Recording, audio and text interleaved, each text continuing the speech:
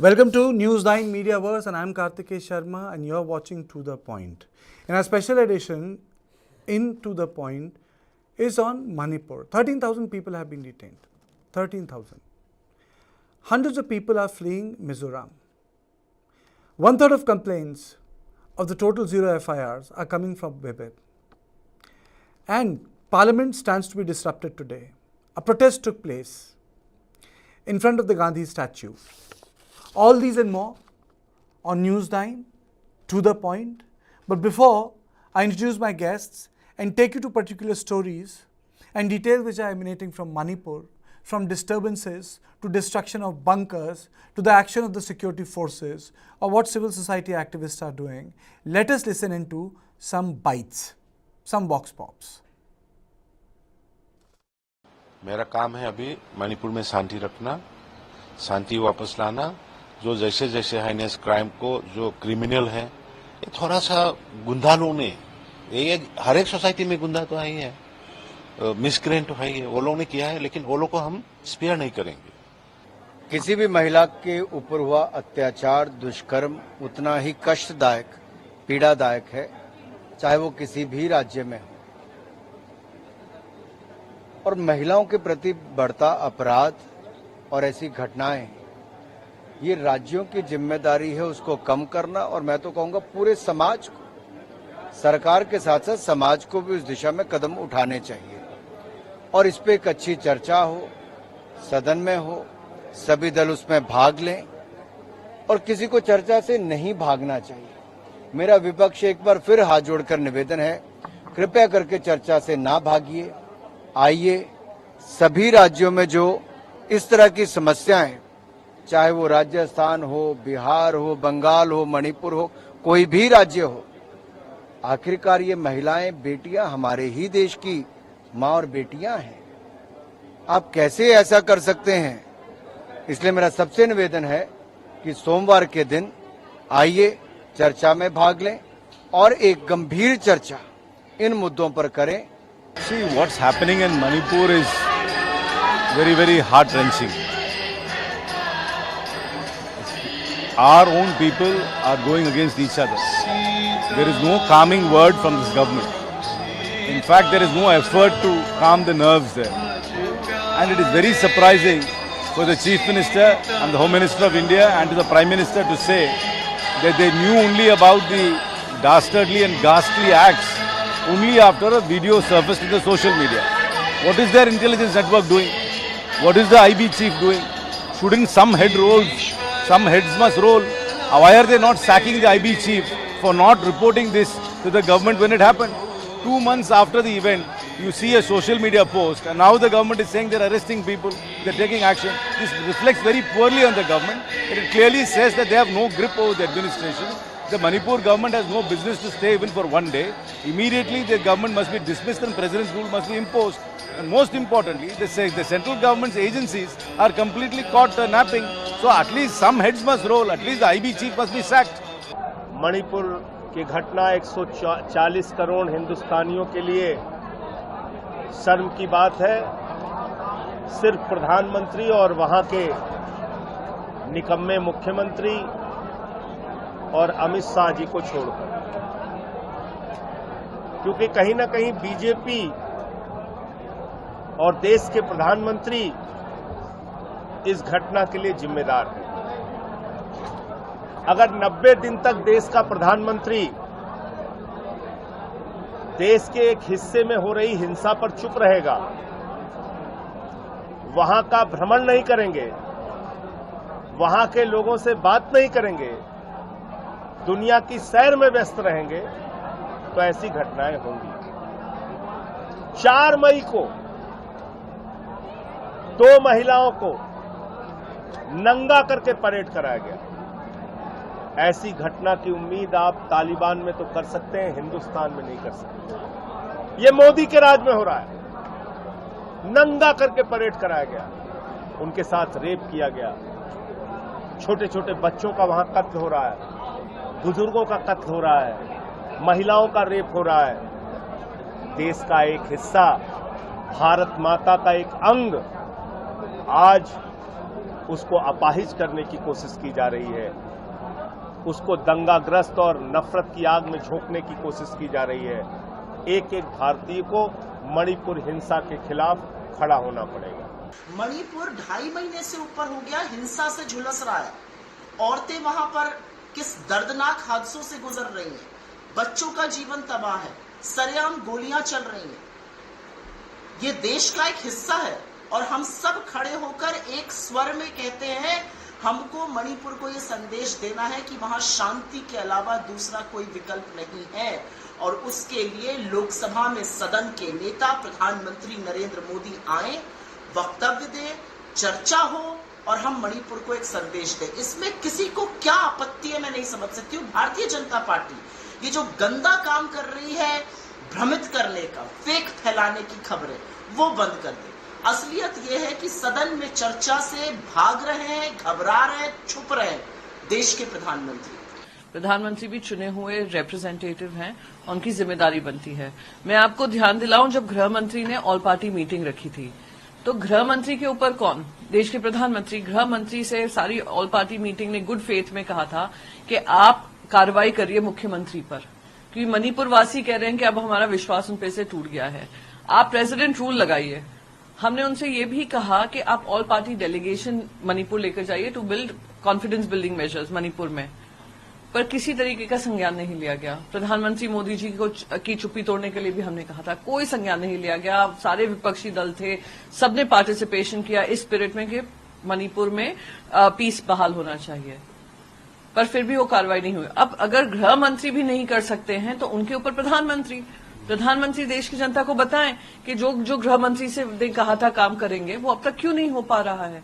और पर वो भाग रहे हैं क्योंकि वो जानते हैं कि उन लोगों ने पूरा काम ये किया था इंटरनेट बैन लगाकर कि वहां की सच्चाई देश की जनता के सामने न आए। एक वीडियो ने पूरे देश की आत्मा को झकझोर दिया है, इसीलिए अब वो भाग रहे हैं आनंद फानन में कि हम किसी भी तरीके से जवाब न देना पड़ जाए, पर हम चाहेंगे कि प्रधानमंत्री जवाब दें।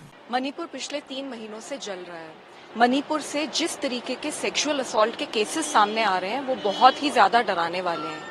ऐसे में मैंने मणिपुर सरकार को पत्र लिखकर ये रिक्वेस्ट की थी कि मैं मणिपुर आना चाहती हूँ और वहां पर जो सेक्सुअल असॉल्ट की सर्वाइवर्स हैं उनसे मिलना चाहती हूँ और उनकी मदद करना चाहती हूँ।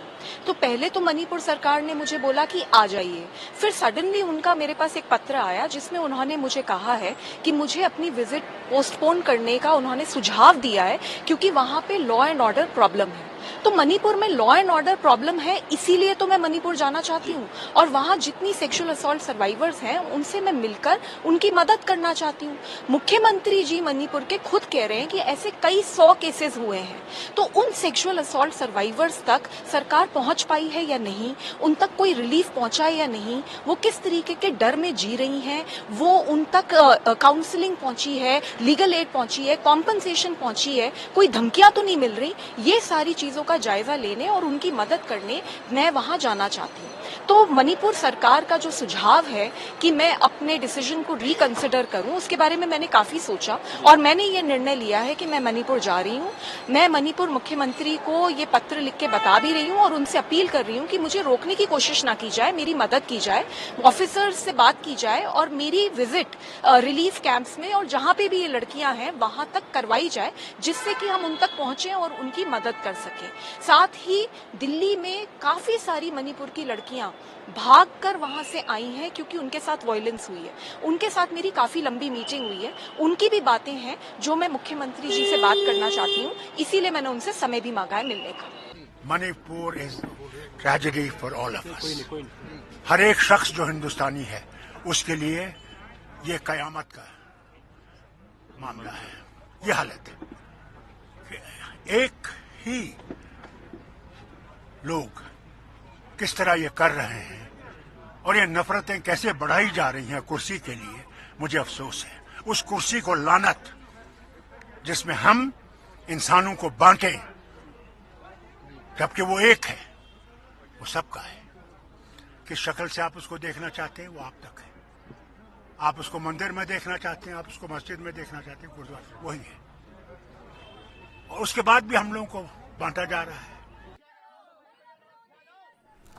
So in studio, I'm joined by my input editor Brijesh Pandey, and I'm also being joined by Hejeng Misao and Rohan Singh. A warm welcome to both of you. Welcome to Newsline Mediaverse, and in my show, To The Point.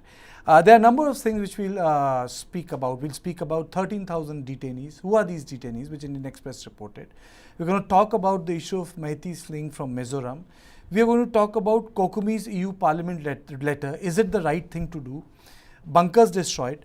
And who is going to write the story of the sexual assault survivors if the Women Commission members can't visit that place? But first to Mr. Misao, I mean to say the COCOMI's letter, which they have written to the European Parliament, how correct is that? I mean to say, this is like when people say, it's like asking for people to meddle in India's affair.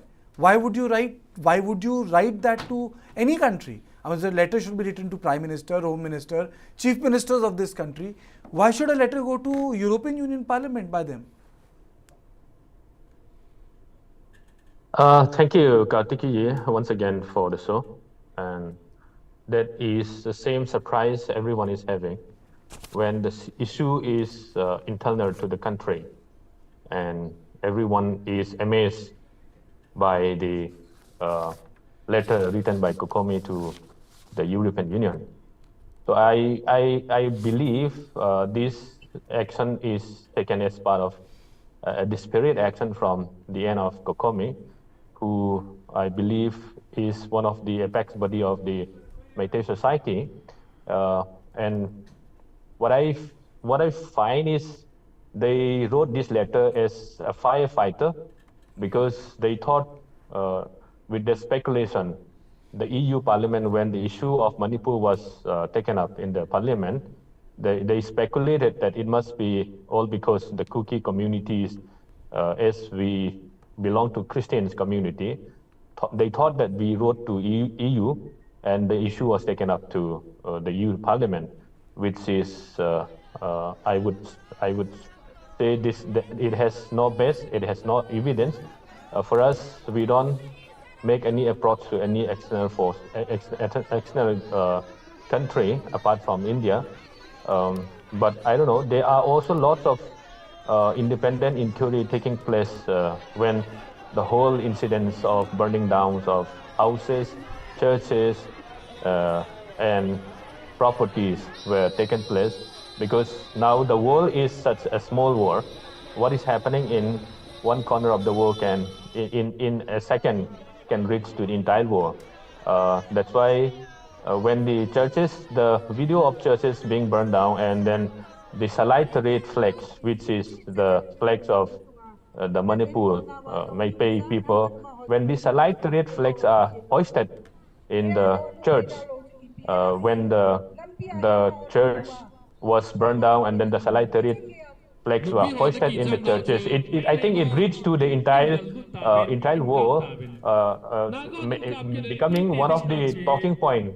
Why they are burning down churches and why they are putting up these flags, which is not even Indian flag, is the questions everyone minds is being struck by all those actions.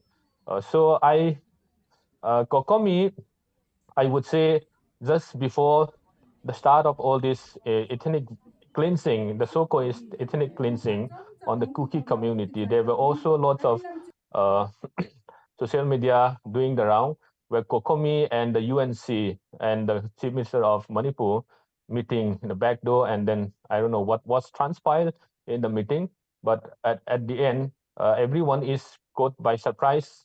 Even the Muslim Pangal were also surprised. We were also surprised, because if anything about Manipur has to be talked about, then the whole stakeholder has to be involved in those discussions. Why COCOMI, UNC, and then Chief Minister only discuss about Manipur issues?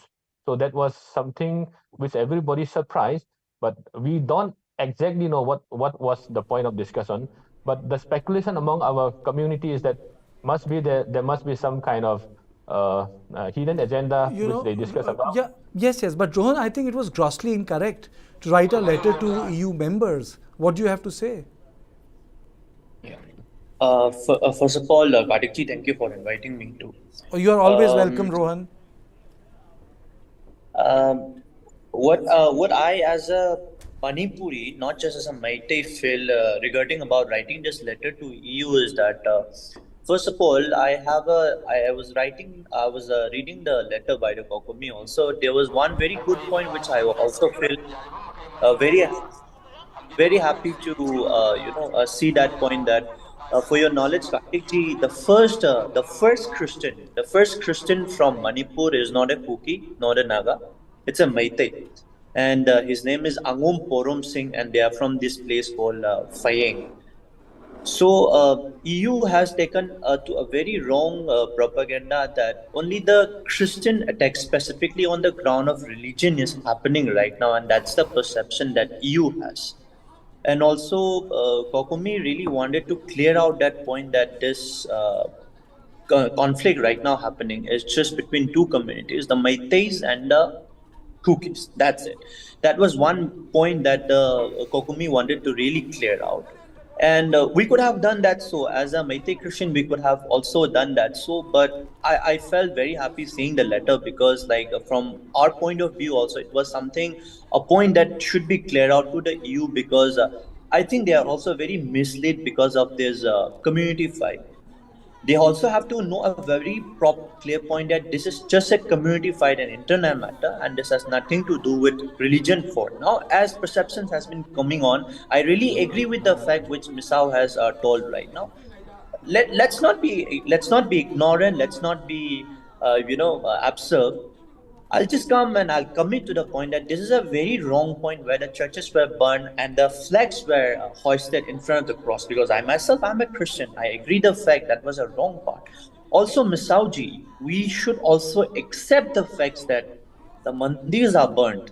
It's not just one side of the religious attack. It was on the both sides. So we should also, have a proper understanding that because I find Cookie resource speaker speaking recently at the Jantar Mantar rally that no mandirs were burnt out. I was asking this question like, how will you believe, like, if we give you a proof of all the 32 mandirs with all the photos and videos clicked out? If you think so that when we as a Meiteis report to you, you won't be able to trust us. You can name us any of the media house, and we can sort out the list from the media house itself. We can do that also. When the number of the churches which was burned down was projected and was highlighted by the same media, and then when that same media highlights the number of mandirs burned again, then you believe the first part of the burning of the mandirs, but you don't believe the second part of the mandirs burned. That's something not acceptable. So I would say that we should always accept both sides of the stories rather than being ignorant and rather always going with dry arguments. Yes, I've all told you again and again, I accept the fact churches are burned. I'm a Christian too, and my old church was also being burned down in Thamna Pokpi. The viral video which was escalated in most of the social media platform where one brother was speaking that, yes, I'm a Meitei Christian and this is our church which the Meiteis are going, and this was burned down by the Meitei mobs. Yes, I agree that fact because that was my old church. And also in the meantime, in another 2 or 3 days, we have confirmed 3 pastors. I will give this for the upcoming record. We have confirmed 3 pastors who are ready to testify that their churches were burned down by the cookies. And I have spoken personally to all 3 of them. Might be 4, and it might be increasing also. We are just hunting out the number of churches because we as a Meitei Christians are also really disturbed that at the end of the day, we have been a really scapegoat from both the sides. And now it has gone to such an extent that when I go and meet all the Christian leaders of India, I have been told that I have been sponsored even by the RSS from the cookies, informing the Christian leaders that Rohan is now not speaking up for the churches, but for the mandirs. But I really told them that, sir, I'm just reporting both the side of the story. When you believe that churches are also burned, you also have to believe that the mandirs are also burned. You have to always hear both sides of the stories.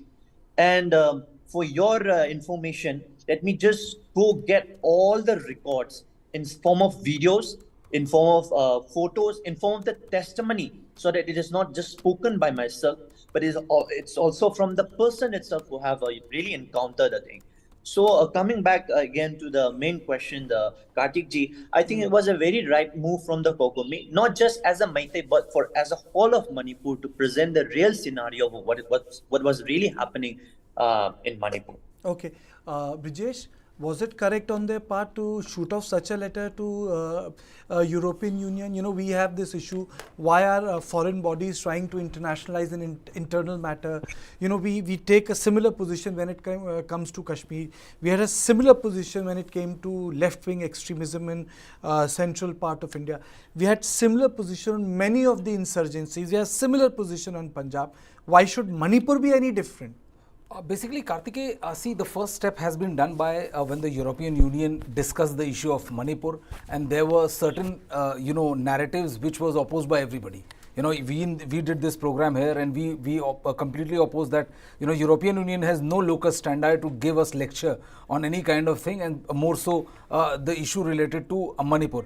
But if I go by the letter which has been written by COCOMI, basically, there's a feeling, because I also spoke to a couple of other people, there's a feeling within the Meitei community that their side or their version of event has gone completely unrepresented, and the way the entire conflict has been presented to European Union is more on religious line rather than the ethnic line on which the conflict is happening. And that is the reason why this letter has been written by COCOMI to European Union. Basically, it is a clarification of the kind of certain issues, certain mindsets which was prevalent in the discussion, which was also prevalent during the entire narration, the talk between the European Union Parliament and all. So basically, the intent of the letter, of what I was given to understand, is to do a course correction, is to put a correct picture in front of the European Union Parliament. More so, Hijang, I would, since you are in touch with a lot of people, you Sumoto, I know you wanted to come in on what Rohan wanted to say. I also want to know, how can you detain 13,000 people? A couple of newspapers in New Delhi have reported. Then 13,000 people are in detention. I mean to say, you have schools which have turned into refugee camps. Where are you keeping these 13,000 people? Hijang. First, Kartikeya, first, I would also clarify on the EU Parliament discussion on Manipur issue. I think it would be wrong to say that EU is discussing only on religious perspective.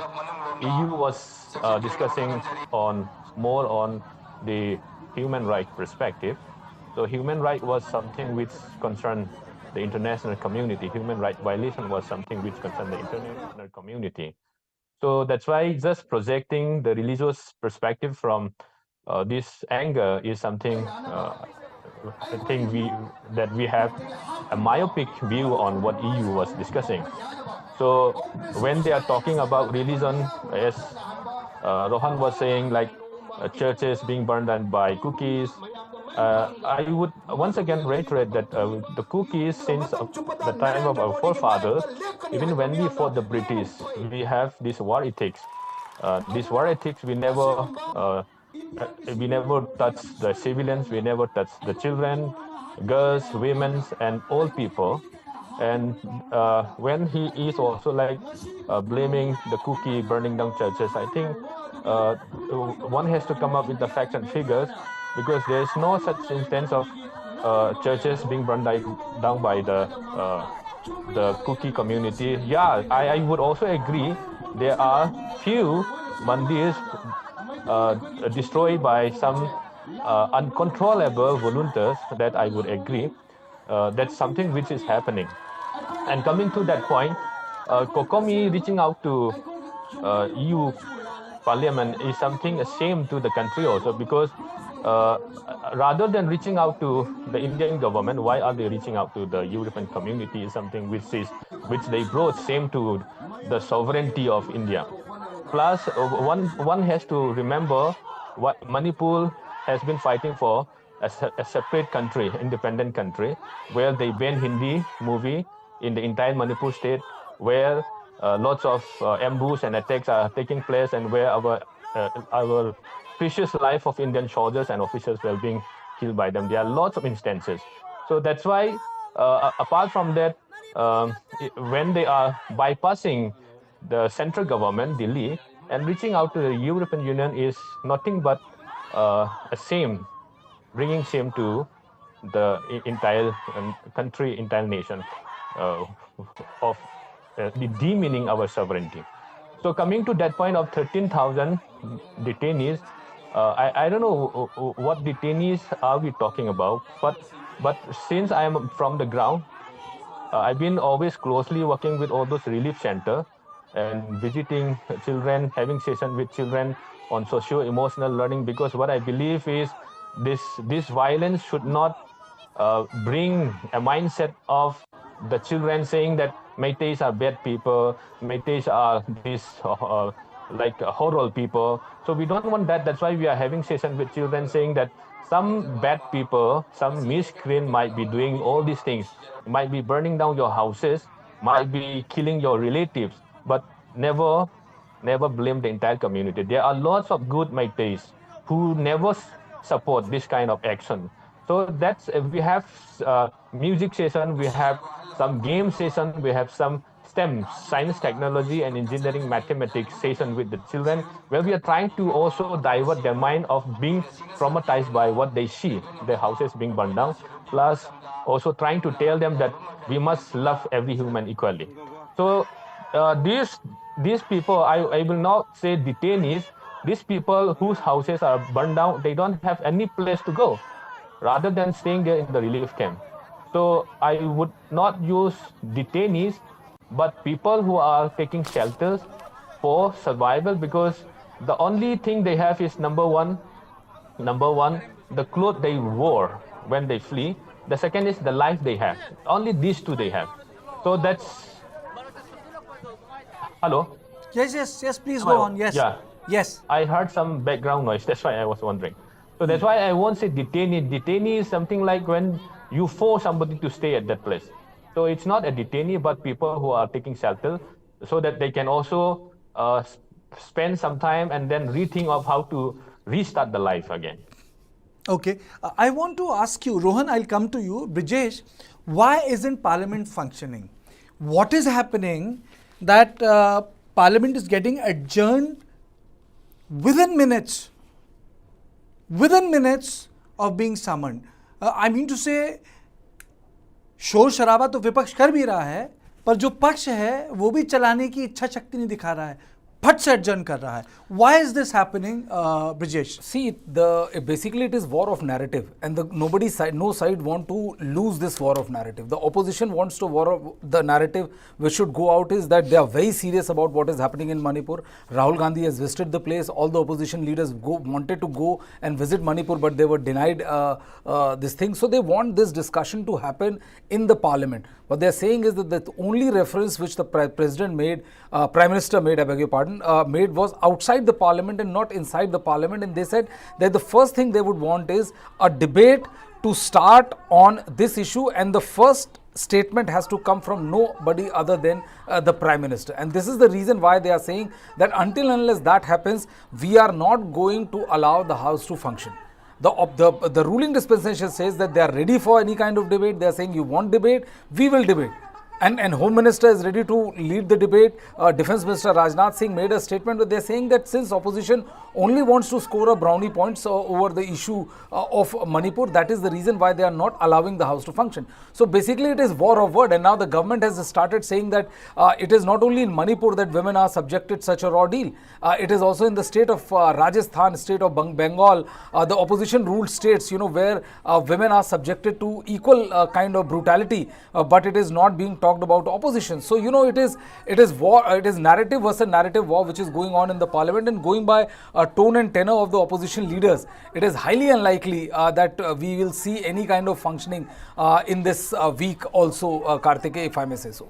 Rohan, coming to you, there is another aspect, apart from, I know you would like to respond to Mr. Misao. Maliwal is there. She said in her bite, and I'll play that bite again. I want that Maliwal bite to be played again. How do you record the stories of sexual assault survivors, when state is saying that, it is finding difficult to allow protection.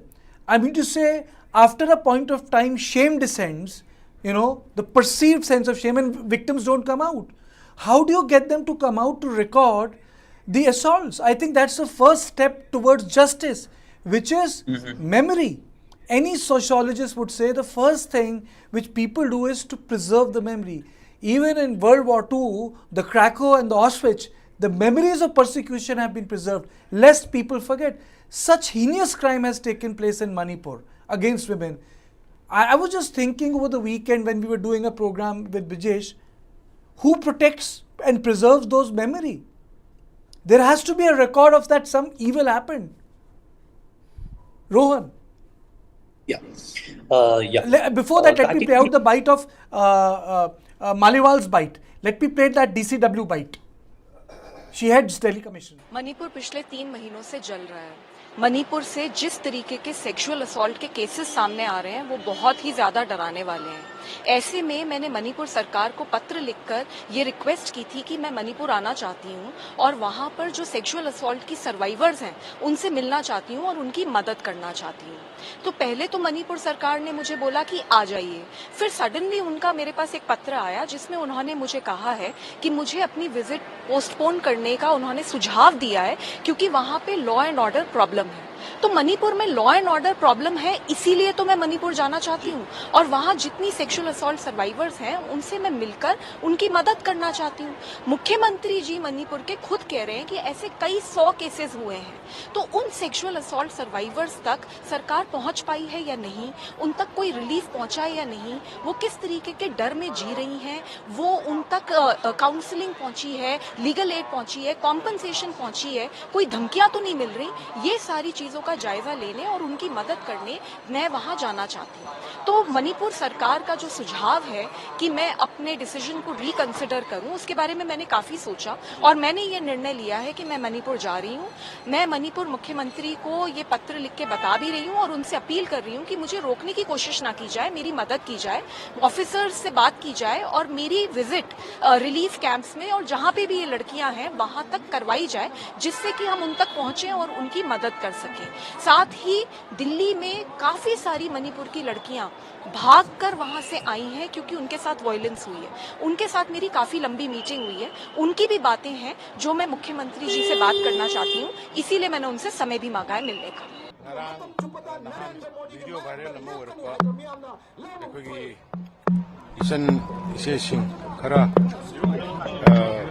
Naked तौरगा लंबीदा पुबो खोरपदो मदु याम साथीना कोइना हक्सिन लवे अदु ngasi si madugi against the koi statewide condemnation ama koi MLA ministers koi mayam koi punamaki kendra khudima ta koi tahon bane maramde amona sugumba isan nisar singi mayok ta nataba aduga yangai daba miyang yang daba aduga isan nisar sing piangang sing bo ikai khumnaba moigi punsida temsing na bidaba haiba pandam do dakhoi statewide wena tobani singda su tawri aduga si akhoi ngasi aigi kendra da su aigi kendra gi praja mayam singa punna sugba posi khamina hoba tung koine mirol gi damga darkar le ra khalga lag. So you heard Maliwal speak, you heard the Chief Minister speak. Rohan, your response, how do you account for victims' memory? I don't think it can be stopped now. There has to be a commission, there has to be a committee that should go where the Meitei areas, COCOMI areas and meet women survivors and account. That's the first step towards justice. Justice क्या मिलेगा जब पता नहीं होगा क्या हुआ? Yeah. Kartik ji, first of all, I really don't justify any of the acts, which it might be Meiteis, which it might be any communities, in regards of any kind of violence that is regarding children or the women's. I was also one of the activists who was really fighting on this cause on violence against the women for a very long time. And even my mom itself is also a victim of this thing because my father was an alcoholic and a drug user, and she has also faced enough. I would really come up with this fact that first of all, I, being a human being, being a Manipuri, being a Indian, and being a human being, first of all, I really condemn this mob justice or any kind of violence against a woman, and I will never justify things. First of all, and there has been so many agendas coming up to me that how come you're justifying all these things? I will never justify this. Secondly, I would also request the uh, Delhi Commission, the chairman of the Delhi Commission woman, to go for both the sides, not just the cookie side, also for Meitei side, because I believe, as per as my resources that I have in Manipur, there are also hundreds, I would say, of the Meiteis whose Meitei women whose stories are untold from their side of the story because they didn't get any platform or their side of the story was not covered. So I feel like it will be always good when we go for both side of the story. More power to the to the lady, to the chairman who is going there, chairwoman who is going there to collect the data. And also, it's a very condemnable act. Not just because I'm a Meitei, I will justify it. I won't do it. And secondly, I'll just add one point which I was planning to present you about the 13,000 people of the record that you have put up. I just got one data from one church member of Churchanpur from the Marveng EFCI church. Please note this down properly. From the Marveng EFCI church, that on 11th of July 2023, the church and all the houses inside the campus was evacuated, and there was a presence of very large, huge number of refugees who are coming in this campus. This is in Sisipur. So I also feel that something is always fishy going on here, and this was reported by the church member on the campus itself. I don't know if he or she is present here in the campus, but it was already quoted properly with all the facts, term, the church name.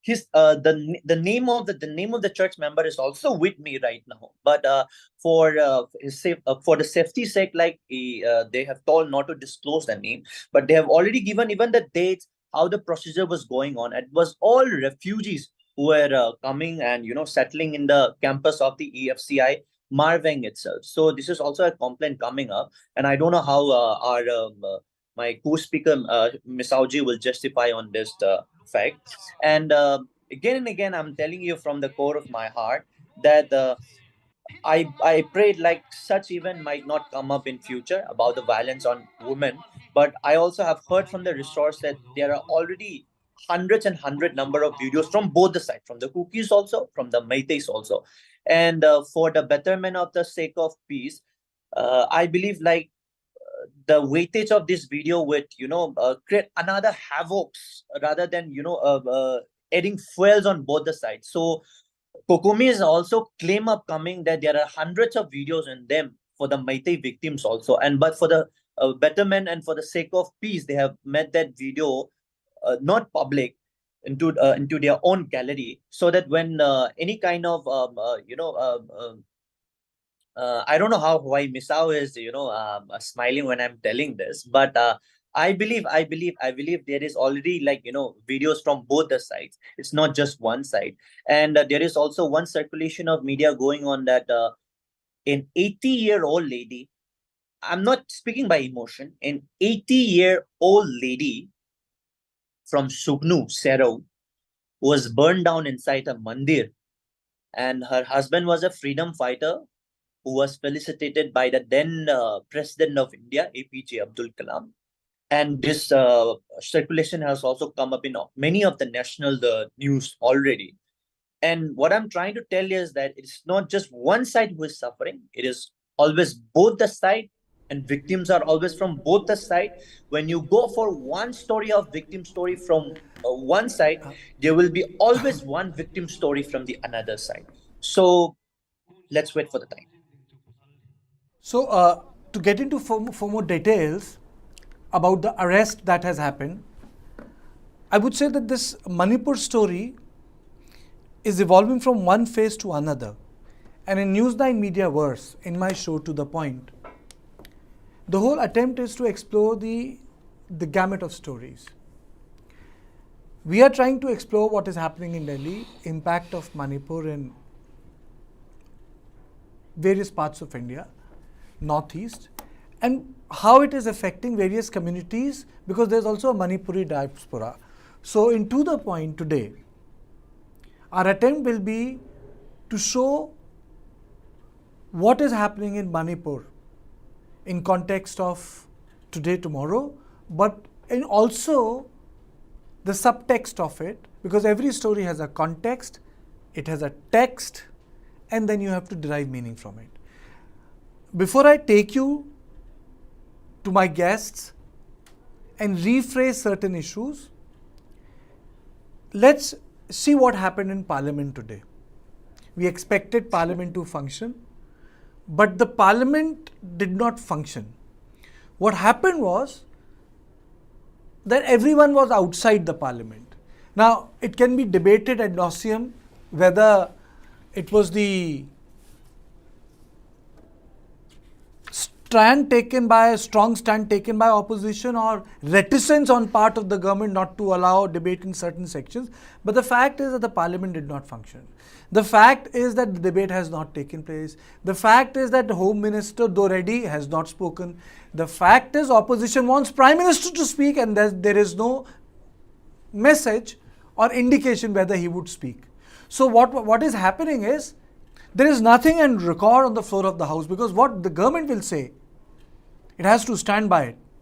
That is why you force the government to say things on their record, because it's a privilege if certain things are misquoted. Let us play out those visuals. Let me take you there first. But on the door of the Parliament, you speak. Therefore,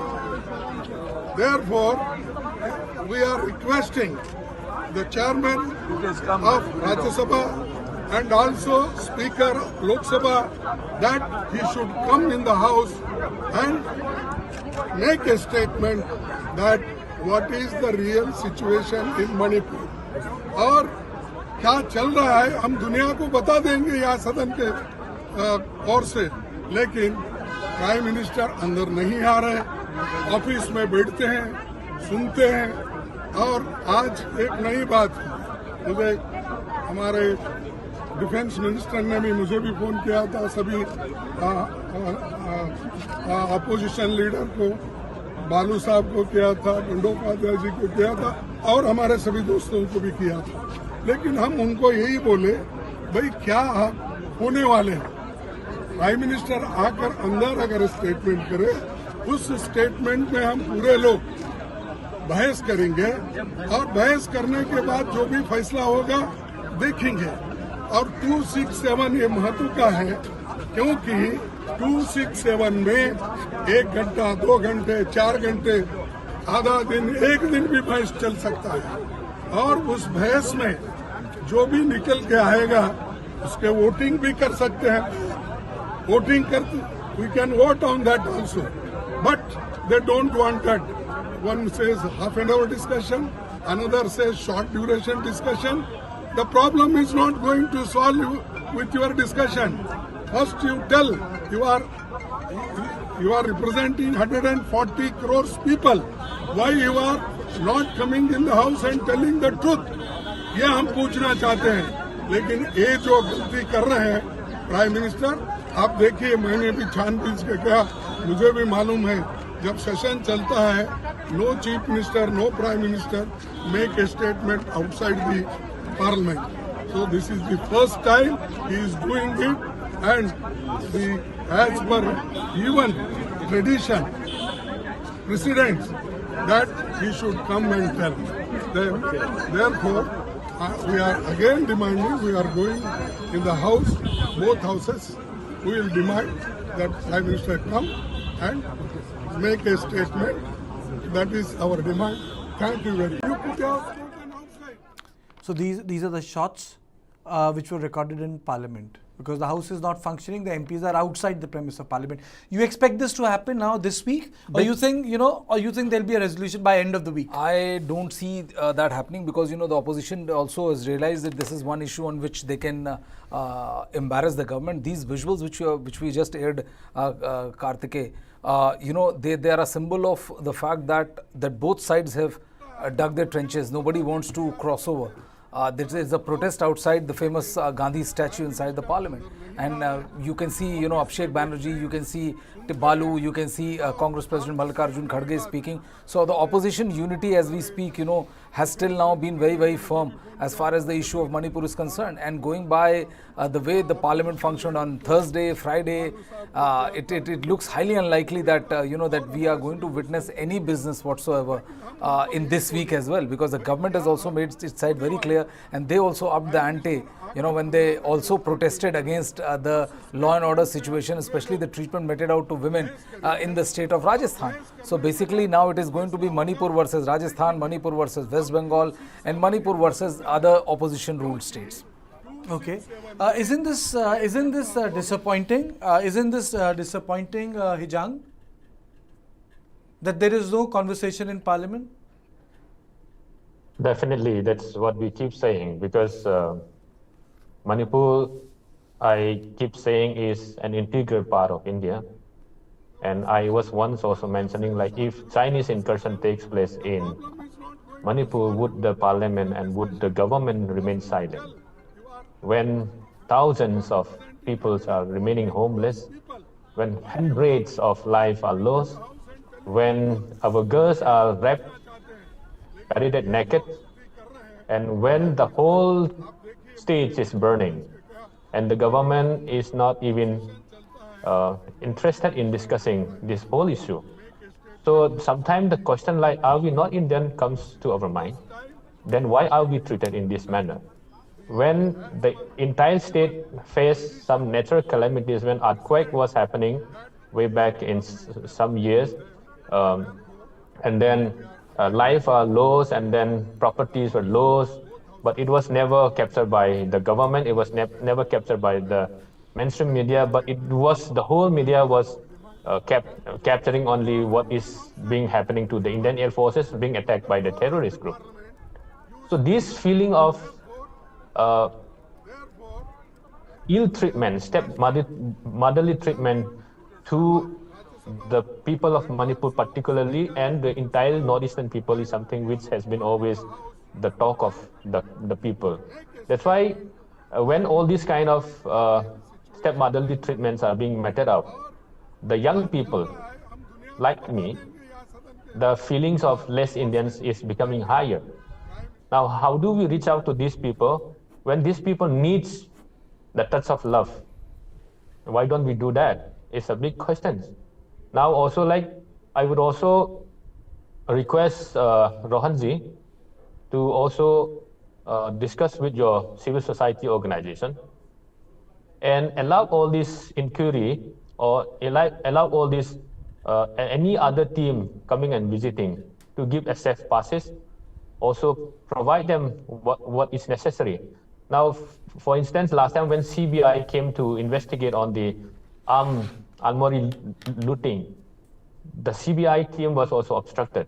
I think that's very unfortunate. Why are we so scared of that? And when the journalists came and trying to meet all those victims, why do we stop them?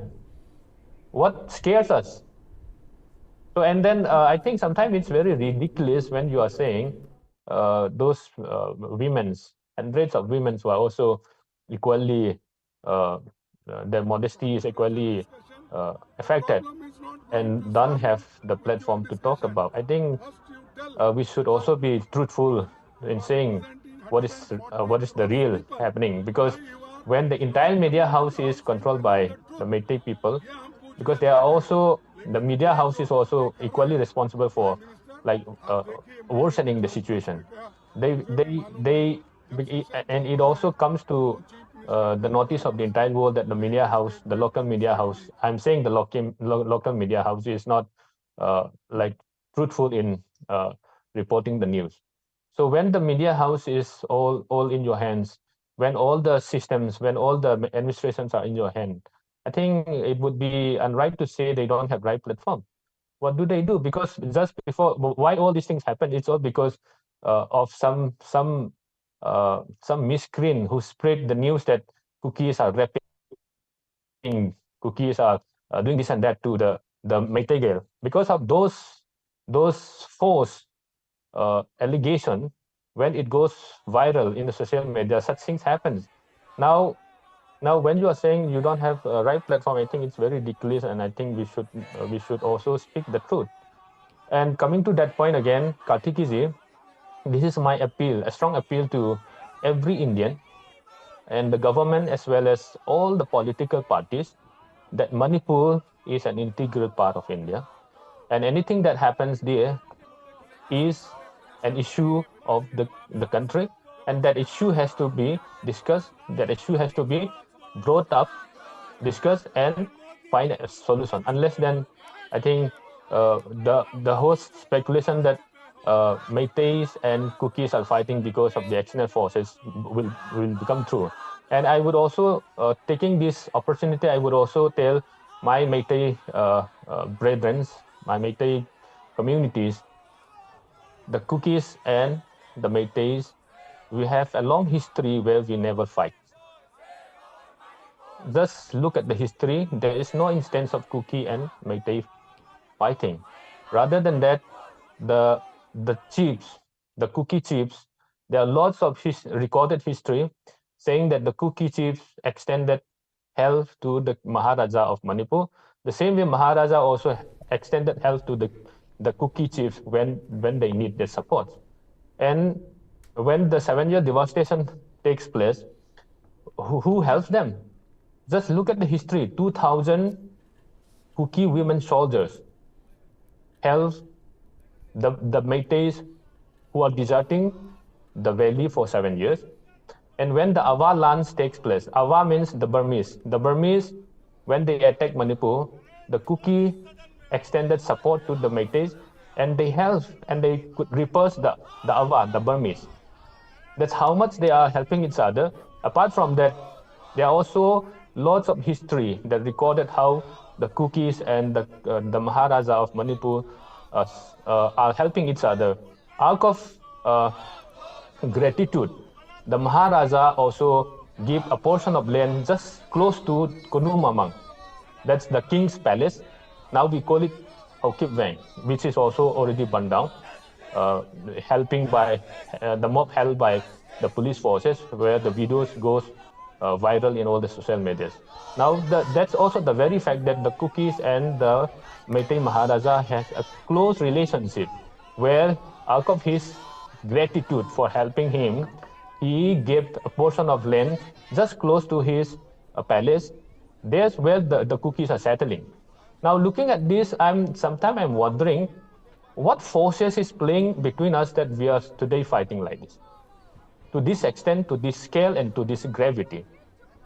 The community who live in peace since time immemorial, and the cookies who've been part of all this defending the Manipur integrity, why is it that the Meiteis are terming them this and that, making all those false narrative, false allegation, and now we are reaching to this scale of a situation where coming together is something which is unimaginable. Okay.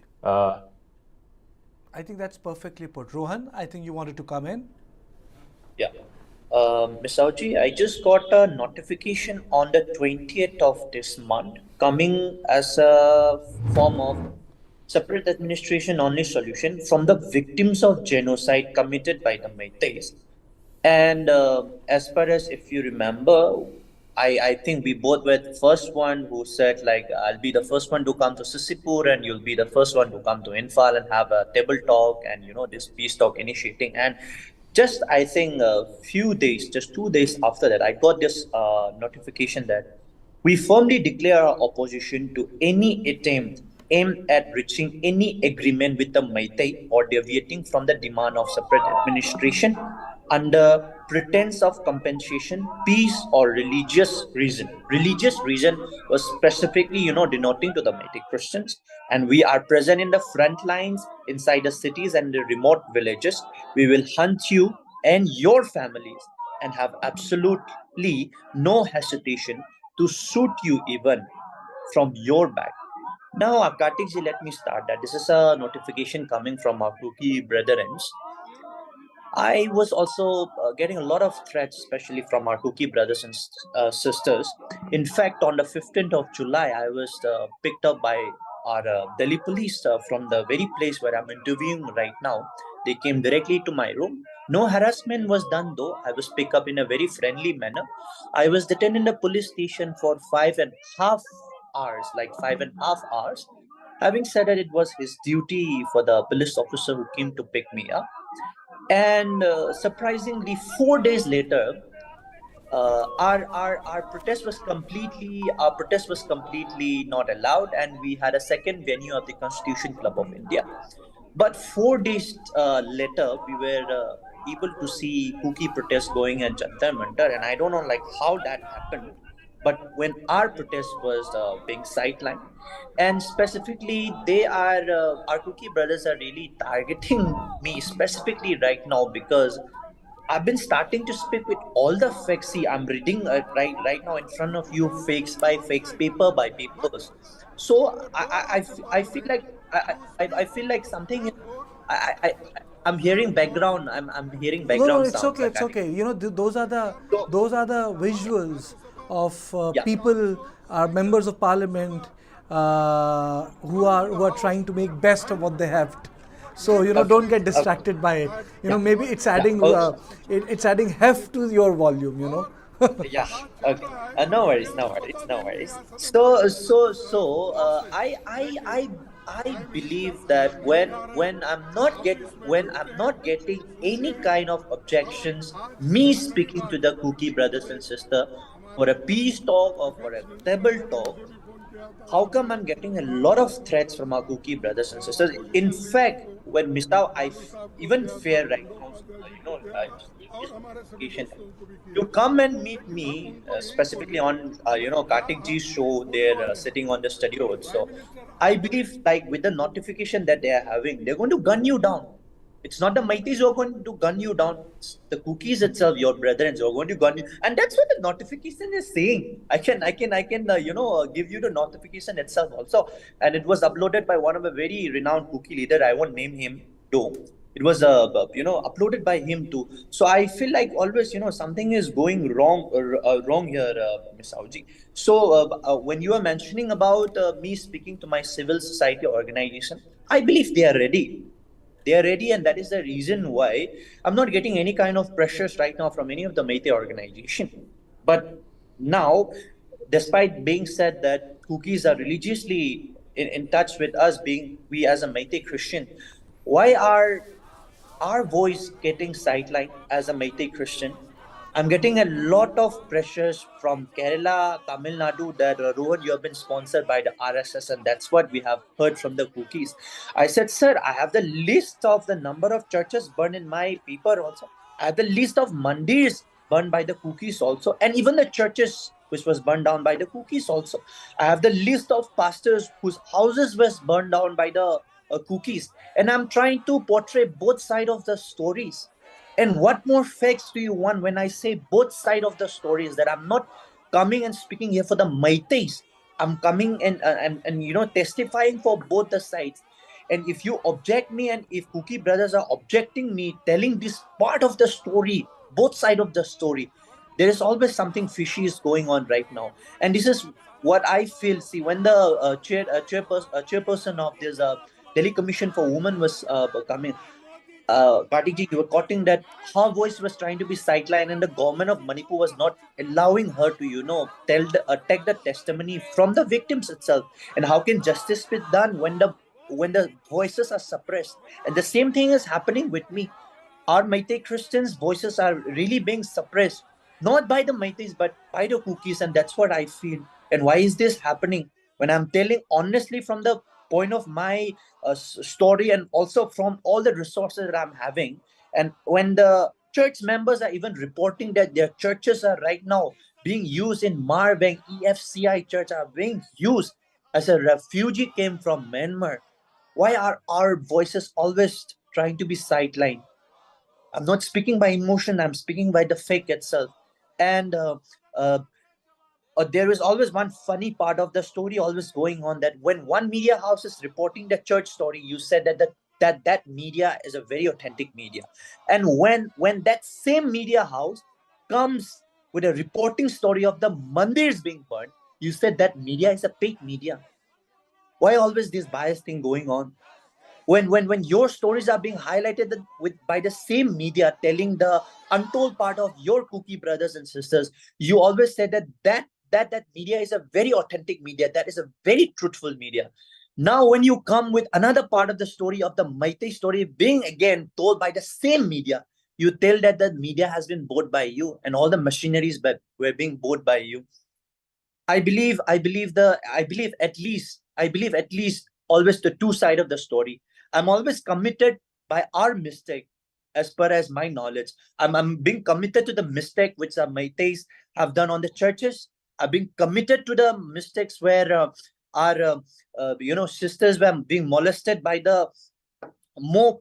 And for your information, I don't know if you are aware of this or not, but it was clearly written in the newspaper that they were not raped.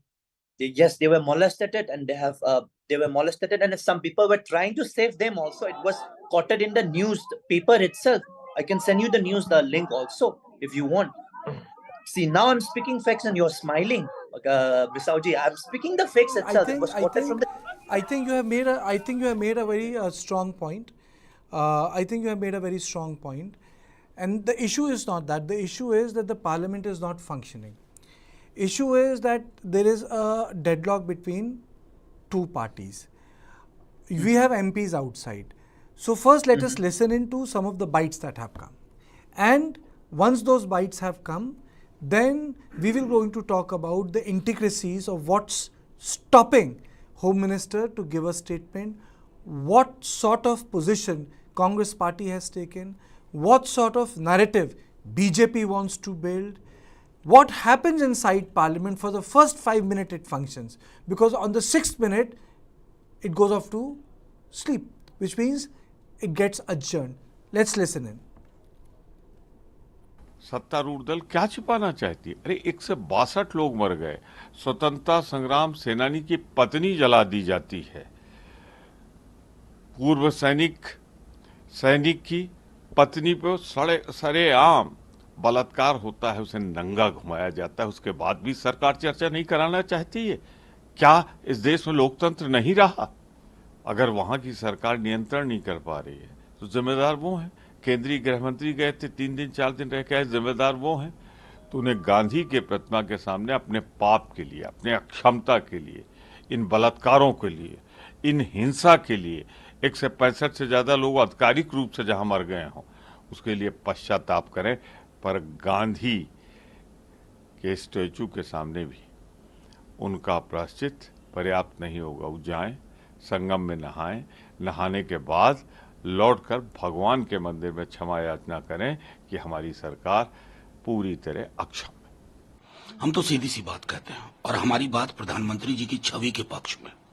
2.5-3 महीने से प्रधानमंत्री जी ने चुप्पी लाद रखी है।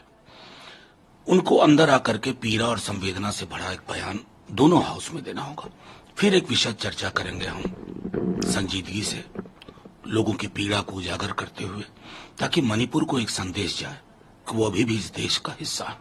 उनके अंदर एक सेंस ऑफ एलिनेशन आया है, नॉन बिलोंगिंगनेस आया है, और ये किसी के हक में उचित नहीं है।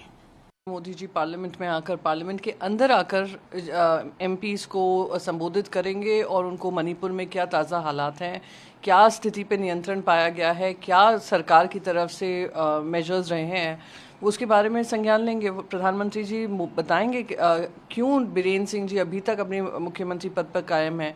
वो बताएंगे कि इतने जघन्य अपराध महिलाओं के खिलाफ हो रहे हैं, आज तक NCW चेयर हो या women and child welfare minister हो, क्यों वहाँ पर जाकर उन्होंने रिपोर्ट नहीं ली है। तो ये सारी चीज़ें हैं जो हमारे मन में सवाल उठते हैं, उसका जवाब देंगे। पूरी उम्मीद है, हंगामा कोई नहीं करना चाहता, ना उनका मकसद है ना हमारा मकसद है, पर हम बस कोशिश ये कर रहे हैं कि प्रधानमंत्री नरेंद्र मोदी जी इस पर बात करें। मणिपुर के विषय में इंटरनेशनली सब लोग चर्चा कर रहे हैं, हमारे देश में नहीं हो रहा। इससे ज़्यादा मैं क्या कह सकती हूँ। It's a shame. चर्चा वो कराना नहीं चाहते। आपको ऐसा लगता है कि और हाउस के अंदर आप जो स्टेट्स की बात कर रहे हैं वो आपके स्ट्रांग ओपोनेंट्स हैं, आप उनकी बात कर रहे हैं। आपके राज्य में क्या हो रहा है, आपके स्टेट्स में क्या हो रहा है, यूपी, मध्य प्रदेश, आप बताइए।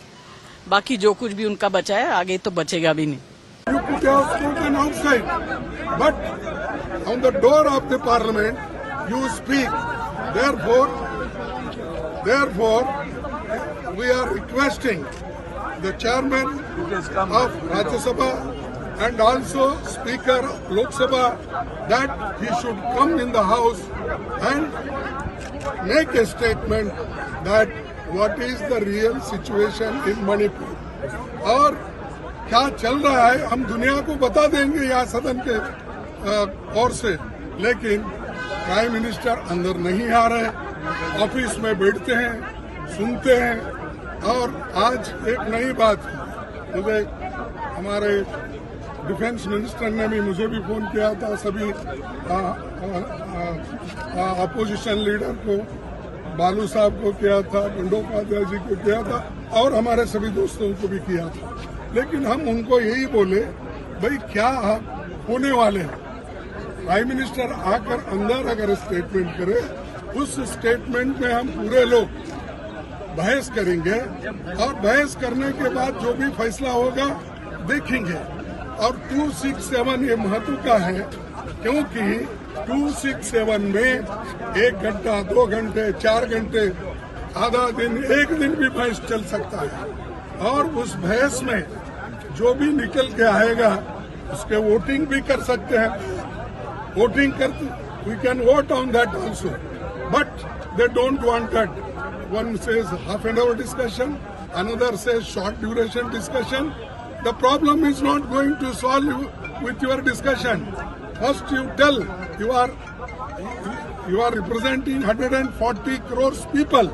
Why you are not coming in the house and telling the truth? ये हम पूछना चाहते हैं।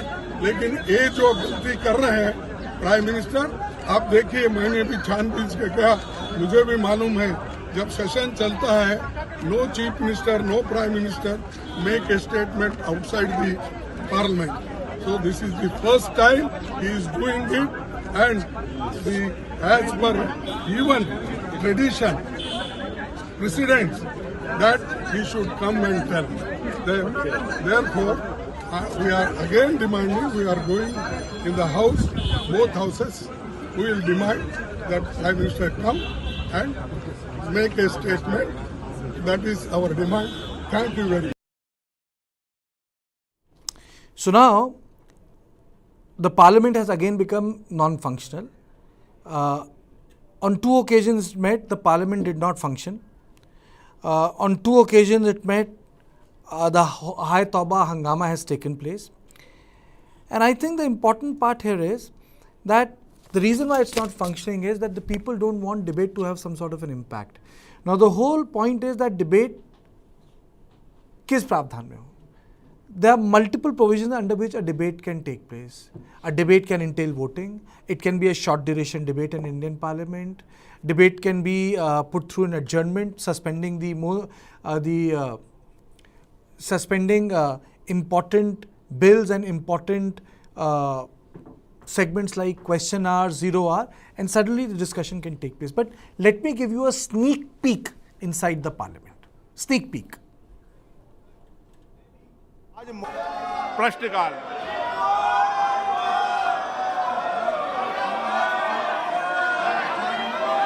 हाँ बोलिए, हाँ बोलिए, बैठिए, आप मेरी मत कीजिए। नो, आप बड़े विनम्रता की तहत एक छोटी सी बात रखने का कोशिश कर रहे हैं। शुरू के दिन से ही हम ये बोलते आ रहे हैं कि आज मणिपुर की हालात देखते हुए प्राइम मिनिस्टर सदन में आके एक सुमोटो स्टेटमेंट चलिए। सर, आसमान तो एक मिनट बताइए, बैठिए, सर, आपकी बात सुनी मैंने, अब बैठिए। पड़ेगा। सारा सदन सारा सदन जिस विषय को आपको उठा रहा उस पर चर्चा करने को तैयार है। आप अभी 12 बजे बाद चर्चा शुरू करिए। कौन आकर जवाब देगा ये आप तय करने वाले नहीं है। जो उस विभाग का मंत्री है वो जवाब देंगे। और माननीय प्रधानमंत्री और ने सदन के उपनेता ने भी पूर्व में ये कहा था कि हम चर्चा करने को तैयार हैं। कि हम चर्चा मैं के अभी लिए तक तैयार है और हम अध्यक्ष पीठ से नहीं बोला था, लेकिन आपने विषय उठाया है, तुरंत चर्चा इससे मेरा आग्रह है ये चर्चा से आप क्यों सदन भाग रहे हैं? चलाएं। देश को एक्सप्लेन करना चाहिए सर। ये क्या हाँ, चल रहा चर्चा है? होगी। जब सरकार तैयार है, पूरा चर्चा होगी। इस तरह के पूरा हमारा चर्चा संवाद से ही, और नॉर्थ ईस्ट का बातचीत से ही सर मैं रिकॉर्ड समस्या का समाधान होगा। नॉर्थ ईस्ट के एमपी जिन लोगों के लिए आप चर्चा करना चाहते हैं, जिन मुद्दों के लिए चर्चा करना चाहते हैं, बावजूद भी उस पर चर्चा से समाधान निकलेगा। इनका मनसा क्या है, इनका उद्देश्य क्या है, इनका उद्देश्य दुरुद्देश्य मैं आपका आग्रह मान रहा हूँ, सिर्फ हमारा जो कार्यवाही है वो बाधित करना चाहते हैं। मैं आपका आग्रह मान रहा हूँ, आपका आग्रह मान रहा हूँ मैं। सरकार भी चर्चा करने को तैयार है। सदन के नेता माननीय राजनाथ सिंह जी भी एक बार आग्रह कर दें।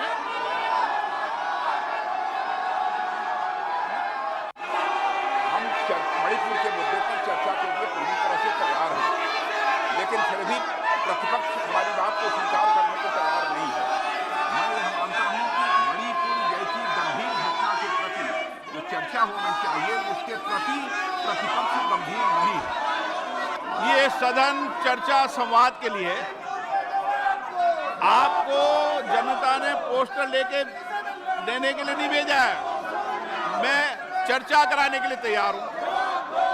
पहले प्रश्नकाल होगा, प्रश्नकाल के बाद चर्चा होगी। प्रश्नकाल महत्वपूर्ण है।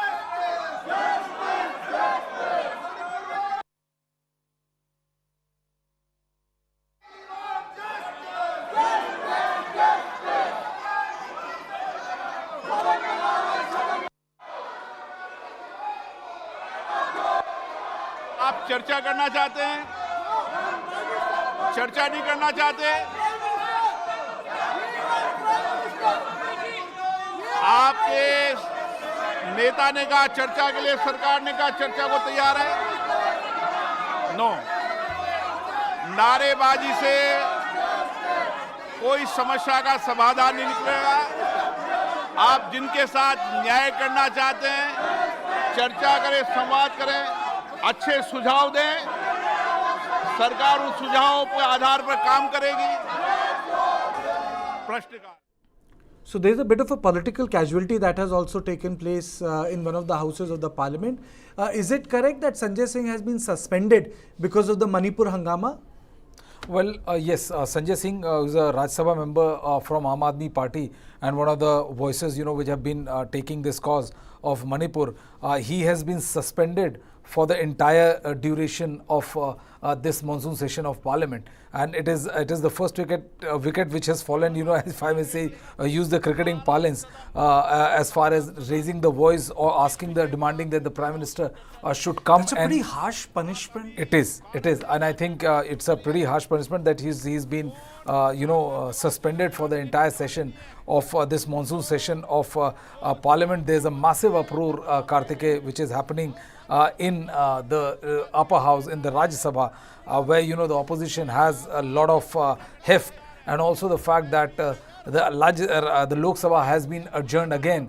It very clearly shows that that the opposition parties are literally in a mood to not listen to any of the entreaties being made by both the vice chairman of Rajya Sabha as well as the Lok Sabha speaker. The opposition have decided that the Prime Minister has to make the statement, and that is the reason why this ruckus which is going on in both houses of Parliament. Chances of functioning of Parliament looks highly unlikely. But yes, Sanjay Singh has been suspended for the entire duration of this session of Parliament. Okay, and let me introduce my guests. I am also joined by Mr. Chakma. Thank you so much. Naba Kishore Singha ji is also there. Kaise hain aap? A very warm welcome on To The Point, and Suhas Chakma ji, Director Rights and Risk Analysis Group. A very warm welcome to you. First to you, Naba Kishorji, was it right for COCOMI to write to European Union Parliament? I mean to say, internationalize an issue? Internalization this issue, if you look into this, it is basically, I don't want to blame this COCOMI. It is rather, it is the cookie leaders who have been internalizing this issue. They have been coloring this as a religion. They have been coloring this as a persecution. But as I said earlier also, the whole issue, why people are only referring since 3rd of May. These issues are, there are already well established facts are there. From the August 2022, almost 11 months back, the Chief Minister of Brijesh, he, from his government side, he gave eviction notices to the people who are occupying the hills. And these people, after that, they started, doing this agitation and protest. It's fine. If they think that these are their legitimate, their lands, then why they don't go to the court? Now, and that has been fueled by the militant groups who are under sue. And after all this assessment, Chief Minister Biren, he met Union Home Minister Amit Shah ji on 10th of March. And that 10th of March, he already placed that there are 3 militants group who are under sue, who are helping the illegal migrants coming from the Myanmar. They are helping, supporting the poppy cultivation, and also they are instigating the people to go against the government on the eviction drive. So then the Union Home Minister, he did not taken this seriously. After that, what happened? March 27, there was a court verdict, High Court verdict from Manipur, the Chief Justice, that the Meiteis, whatever the 2 reports should be sent to the authority for on this related to the ST demand, that should be sent within 4 weeks. And there was a mention that the Meiteis government should recommend to include the Meiteis in the scheduled tribe list. So they made a right platform. The cookies thought that that is the, the issue can be fueled up, saying that the Chief Minister is Meitei. Now they are going to give the ST status to Meitei, and we have been asked to leave from our place. Okay, then what they've started on 3rd of May, they took the AK-47, and that was the so-called the peace rally. And afternoon, what they had there? They have burned Meitei houses. Okay. Now, they claim that internationally Meiteis are doing persecution, Meiteis are doing ethnic cleansing. Then let me ask this question, that when Naga Kuki violence happened in 92-93, there was in Churachandpur, there were good numbers of Naga houses were there. Okay. Is there any single Naga house in Churachandpur after the 1993? No. Then who has done this kind of ethnic cleansing? So all these are flamed, and all of a sudden now you see on just before the parliament session to start, there was a very unfortunate video has popped up. Okay, I as a belong to as a World Meeting Council organization, we strongly condemn in the various TV medias also that even Kuki might have raped hundreds of Meitei women, but it is not right to take a revenge doing in such manner to any human woman, no matter of what caste, what religion she belongs. It is not a matter about religion. We should not do in such kind of inhuman. We had this. Now coming to this point of COCOMI, see, they cookie leaders, they are doing all kind of things just to safeguard what they want. Now you see the foreigners, so-called the scholars, the academicians, okay, through this RTA, what we receive? They are not even origin of India. Okay, they don't have the voter ID of their fathers. Okay, so you see, what do we want, that these foreigners from Myanmar to rule Manipur? Do we want that Manipur should have this full of this drug of the poppy cultivation in the hills, and the drug should be produced there, and the militants should empowered and rule it? As a citizen, as a common person, what I want is Manipur is a peaceful state. It had been for the 9-10 years after the BJP government came. We forgot almost the blockade. We almost forgot the protest in the streets. Okay, the lives were quite started normal. And then all of a sudden, you see that on 3rd of May, it has started with the proper agenda of what? They thought that now the government of Manipur is going very, strict, and it will not be allowed anymore whatever they have been doing. Okay.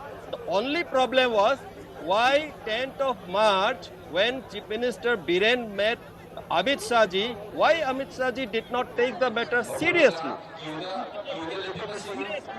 That's that all this violence has fueled up, and today it is now uncontrolled. This is what I want to say at this moment. How do you respond to it? You asking me? Yes. See, I think if any person blames a particular community for certain offenses or certain activities done by any individual, that's extremely unfortunate. And I think whatever we have been hearing in the entire debate or conflicts in Manipur, that all this have started because of the poppy cultivation, because of the drug war, etc. I mean, it's to blame one particular community. It's really, really uncalled for. And when an issue goes out to the European Union or anybody in the world, or people like us who are not part of the either communities, I don't think you can convince an impartial person saying that there was or there is poppy cultivation on which actions have not been taken by the Home Minister of India, and therefore you start the violence. That's not an argument which anybody is going to buy. At the end of the day, if there is involvement of any particular individuals in poppy cultivation or whatever, you take action against those individuals. And at the end of the day, if the is part of Manipur, it was the government of Manipur which had the responsibility to take action against those individuals who are involved. And when an issue like drug trafficking, production, etc. comes up, it's not only one particular individual who operates. There is an entire, gang which is operating, and in many cases, not only in Manipur, all over the world, you see the involvement of the powerful political leaders, administration, not necessarily as part of the sanction of the state administration, but involvement of powerful people. So it's easy to say that a particular community people are involved in production of poppies. Are they the only one who are involved? Obviously, they are not the only one. If it has to come out from Manipur or Kuki inhabited areas, it has to come to the Imphal Valley. And can it come out through the Imphal Valley without the involvement of the security forces who are tracking all the time, involvement of some political leaders and etc.? It cannot. So I do not think the riots started on the basis of poppy cultivation. There have been contentions. There have been eviction notices which have to be settled in the court, etc. So that's one issue. The second issue is, if there was no judgment from the Imphal High Court on 19 April with respect to the grant of scheduled tribe status, I don't think even the protest on 3rd May would have started. And if the protest on 3rd May was not or did not turn violent, I don't think the riots would have started at all. So the riots in Manipur did not start because of poppy cultivations, did not start because of the judgment of the Imphal High Court.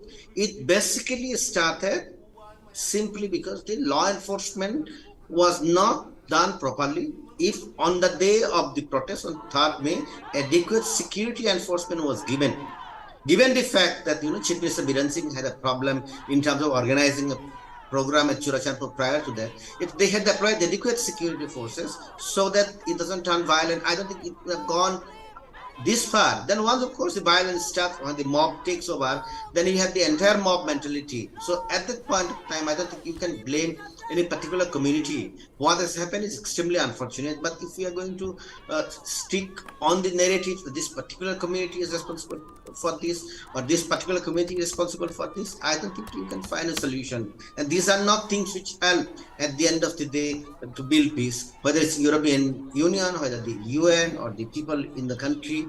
I mean, we are watching the situation. The riots have taken place. It's started because certain incidents had turned violent, and of course, once the mob took over, then there was no looking back. I still believe on the 3rd of May, if there was adequate security arrangements, I don't think we would have reached this far. We will not have reached this far. I think let's recognize that. So there's no point saying that, I mean, because of illegal immigration, etc. Illegal immigration, if it is there, it's for the state to identify the people, to facilitate the system where, I mean, they could identify who is a foreigner and who is not a foreigner. You just can't blame a particular community, because on the other side of the border, of Manipur, I mean, it's not only the Kukis who are leaving, and it's not only the Kukis who are fleeing from Myanmar. And if they are fleeing, why are they fleeing? They are fleeing because of the repression of the Myanmarese junta. And who is arming the Myanmarese junta? There are only 5 countries which are named. And one of the countries which is arming the Myanmarese junta is the government of India. And that's what I said earlier. The government of India is arming the Myanmarese junta, which is repressing its own citizens. And those people flee into Manipur, they flee into Mizoram. So what is the government of India doing? You are arming Myanmar so that you can import its own problem in India, and you have the entire destabilization of the region. So today you see the people, Meties being forced to, leave Mizoram. It's an unfortunate situation. So if you look at it, the whole issue is the lack of action from the state government, the lack of action from the central government, and I would say that they just love to create the problems. If the Manipur government had a specific issue with Home Minister Amit Shah, Home Minister Amit Shah should have acted upon that. He didn't act. There should have been action by the Biren Singh government on 3rd May so that it doesn't spiral out given the sensitivities or conflict. At the end of the day, what do you have? You have 4,000 cookies, official figures, not counted, but you have 40,000 or plus more than 40,000 in Mizoram. The government is documenting that. So where is the problem? The problem is you do not act promptly so that the situation doesn't go out of hand. And when it goes out of hand, then you don't want to discuss about the issue. Okay. Brijesh has a question. Navakishore ji, do you see this entire conflict spilling out to other northeastern states? We saw what what happened in Mizoram. Because it is easier for all of us to sitting outside Mizoram and Manipur to pontificate whether X should have done or behaved in a particular way. But the fear there is real. Do you see this spilling out to other northeastern states as well?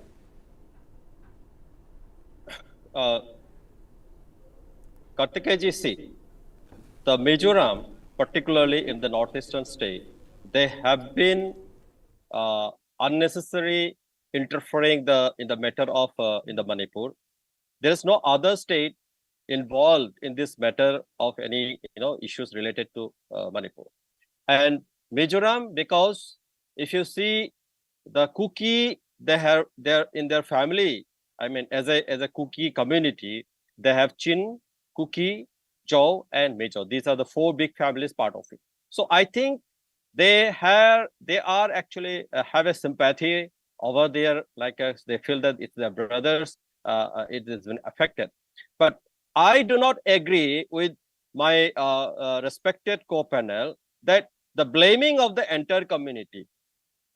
It is when the leaders are the bad leaders, when they are instigating the people, when they are not telling the people that what is right or what is not wrong, they're misguiding, then the entire community will suffer. And that is the picture now.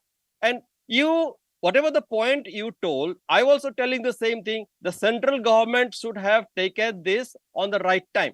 Okay, now I am not I don't want to blame to the government of Manipur, because the government of Manipur, under the leadership of CM Biren, there was a clear mandate in their BJP's second term in their election manifesto. If the BJP comes back to power, what they will do? They will check on these illegal migrants. They will check on this war on drugs. Okay, so all these things have been there, and part of it probably they are fulfilling. Part of it probably their manifesto, they got this mandate from the people. Now, when the Biren started, so probably Biren did not assess the things, because this group of this, whoever now today fueling up, leading the militant groups, the drug cartels, so all these things must be much powerful than what probably Biren assumed. Okay, so what I feel is that the Manipur CM, he should have taken the proper assessment. Now, if you see the entire thing, there are many cookie community in part of this, the bureaucrat. Okay, then DGP himself was a cookie community. I'm not going to biasing this, but if you see the whole thing, if they want to bias, they can bias easily. The additional DGP, he himself also belongs to cookie community. Then why they have not taken seriously when this peace rally was happening? Okay, so what I want to see is that this problem, it is not just I'm also agreeing that the problem is not just because of the High Court judgment, but this problem is because they have their political dream to realize, the cookie land. Okay, they have been working together. Okay, there is an international agenda behind it. There is a big motivation behind it. Okay, so now putting all these things, they thought it is the right time. Okay, now what we want is that which government is not taking action, disarm all these militants to stop the peace, still which they have now done. Okay, they disarm the militants with their, the shoe has to be scrapped. Okay, once you're done, in 24 to 48 hours, normalcy will be there in Manipur. And why the government is not doing? The Manipur government, they have already given this report on 10th of March. But why there is any, serious action on that? And the all political party meet which was happened in Manipur, along with, with the Amit Shah ji, okay, what happened? No one took seriously. And all of a sudden, when this, this issue started, then in the parliament, there's a big hue and cry. Okay, so my point is, immediately the central government to take action to these two militant groups, that it has to be scrapped and they have to be, put into the whatever the action from the government side, it has to be done, and then only normalcy will come. It is too much. It has gone beyond out of control. I am not blaming any community, but when the leader is bad, then all these things happen. This is what I want to say. You had raised your hand. Please respond. No, I was just saying, if there are insurgent groups in Manipur, they do not belong to any particular community. There are insurgent groups belonging to the cookies who have signed suspension of operation. There are insurgent groups which belong to the Nagas, and we know the NSC and IM and all other groups have signed agreements, ceasefire agreement with the government of India. And there are insurgent groups belonging to the Meitei community. So if the state has to be fair, it's the Union of India, then of course you have to assess it, you take action. You take action against all those groups who are involved in creating law and order problems. And that is where the problem I was referring to, that Chief Minister Biren Singh at the end of the day is the Chief Minister of the state. He is the Home Minister. Law and order is a state subject, irrespective of whoever instigates or initiates the violence. As the Home Minister, as the Chief Minister of the state, you have the responsibility to ensure that law of the land, prevails, and actions are taken against all those who are involved in the creation of law and order problems. And where possible, of course, you take preventive action. That's one part. The second part which I want to say is that we do not live in a situation where a particular issue or particular issue is an internal matter of a state. I was watching an interview of Nehru in 1953, which was recorded by the BBC. And Nehru was saying that India had sponsored the resolutions against South Africa at the United Nations. It's in the immediate aftermath of the formation of the United Nations. India is sponsoring resolution on the apartheid against the apartheid regime in South Africa. So when the human rights violations were taking place in Manipur, not related to this issue, Armed Forces Special Powers Act, protests by the women in the Kangla port and etc. I mean, I had seen the groups, civil society groups from Manipur. I had worked with all of them that, trying to seek attention of India and rest of the international community. So when an issue which concerns human rights violations, irrespective of whichever is done by it, it is no longer an internal issue of a particular state. If we lead and if we say it's an internal issue of the state, then of course then we will not be interfering or making strong intervention against Manipur, Mizoram also. Mizoram has a responsibility to ensure that not a single Meitei is touched, and if they are touched, they are provided security. Suhasji, you said something. I just want to add. What is happening is, because you work in this rights and risk analysis, the civil society bodies are playing a far more prominent role than the state. There was no diktat from the state. Pamra did it in Mizoram. Our discussion point is not Biren Singh, which should have been Biren Singh, but it's COCOMI. Earlier it was Sioux groups. Now it is the civil society members because of Pamra, because of which this exodus took place. So they have become far more, this is something very unique, not there so much there in northern and western part of India, but this is, I think maybe it's unique to the northeastern politics that these groups exercise far greater political leverage, sir. Don't you agree, Suhasji? Oh, absolutely. I mean, in the north, I come from the northeast, I come from Tripura, and what I have seen across the northeast, which once we come, I always say, once we come to mainland India, not mainland India, in outside the northeastern region, we always say we are being targeted as a northeasterner and etc. etc. But once we go home, then of course we become very racist against each other. We do not tolerate at all each other, and what we expect others in other parts of India to treat us, we actually do not ourselves follow the same. And I dare even to say that we are one of the most racist people on the earth. It includes my community. That xenophobia, racism is an integral part of the groups in the Northeast India, and the community groups at the end of the day dictate the states. And if you look at the issue, even the 3rd May protest was called by the All Tribal Student Union of Manipur, where you disagree with a particular judgment of the High Court. Your recourse is to actually go and seek intervention of the High Court or the Superior Court. You appeal against it. So the community organizations in the Northeast are so much involved in this politics of xenophobia, ethnic identity, etc., that the state actually succumbs to this pressure. So that's why you see that, the groups in, civil society groups in all these states are speaking up. And it's not only Manipur. You have seen the Chief Minister of Meghalaya speaking very strongly against it. And you have seen the Chief Minister of Nagaland also very strongly speaking about it. Not only as a Northeasterner, I would say also because of their religious affinity with a particular section in this country. So it is, in one hand, no longer an issue of Manipur, because Chief Minister Konrad Sangma and Chief Minister Rio are speaking about it.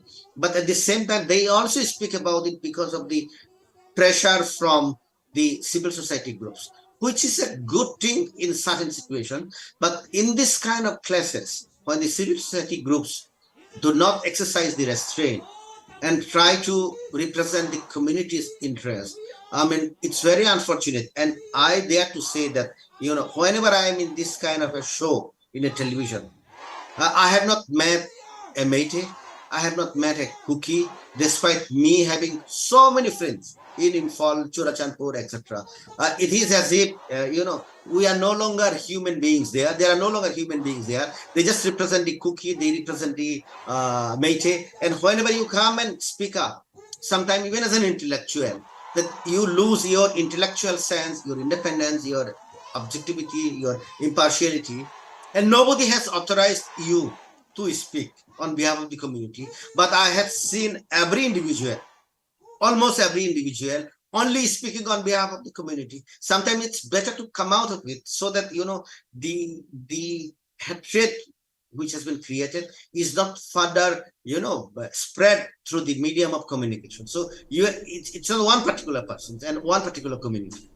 I think there should be space for individuals within the community to say that first of all we are human beings, then our identity comes up. And I usually do not see that, and I really feel sad about it. Okay, Nabakshorji, you made a very interesting point. You talking about the entire scenario. You said that that the BJP had in his manifesto talked about doing away with this poppy cultivation, and you feel that that the Manipur Chief Minister Biren Singh should have been better prepared because the lobby is very strong. Can you expound? Can you expand on that thought a bit more?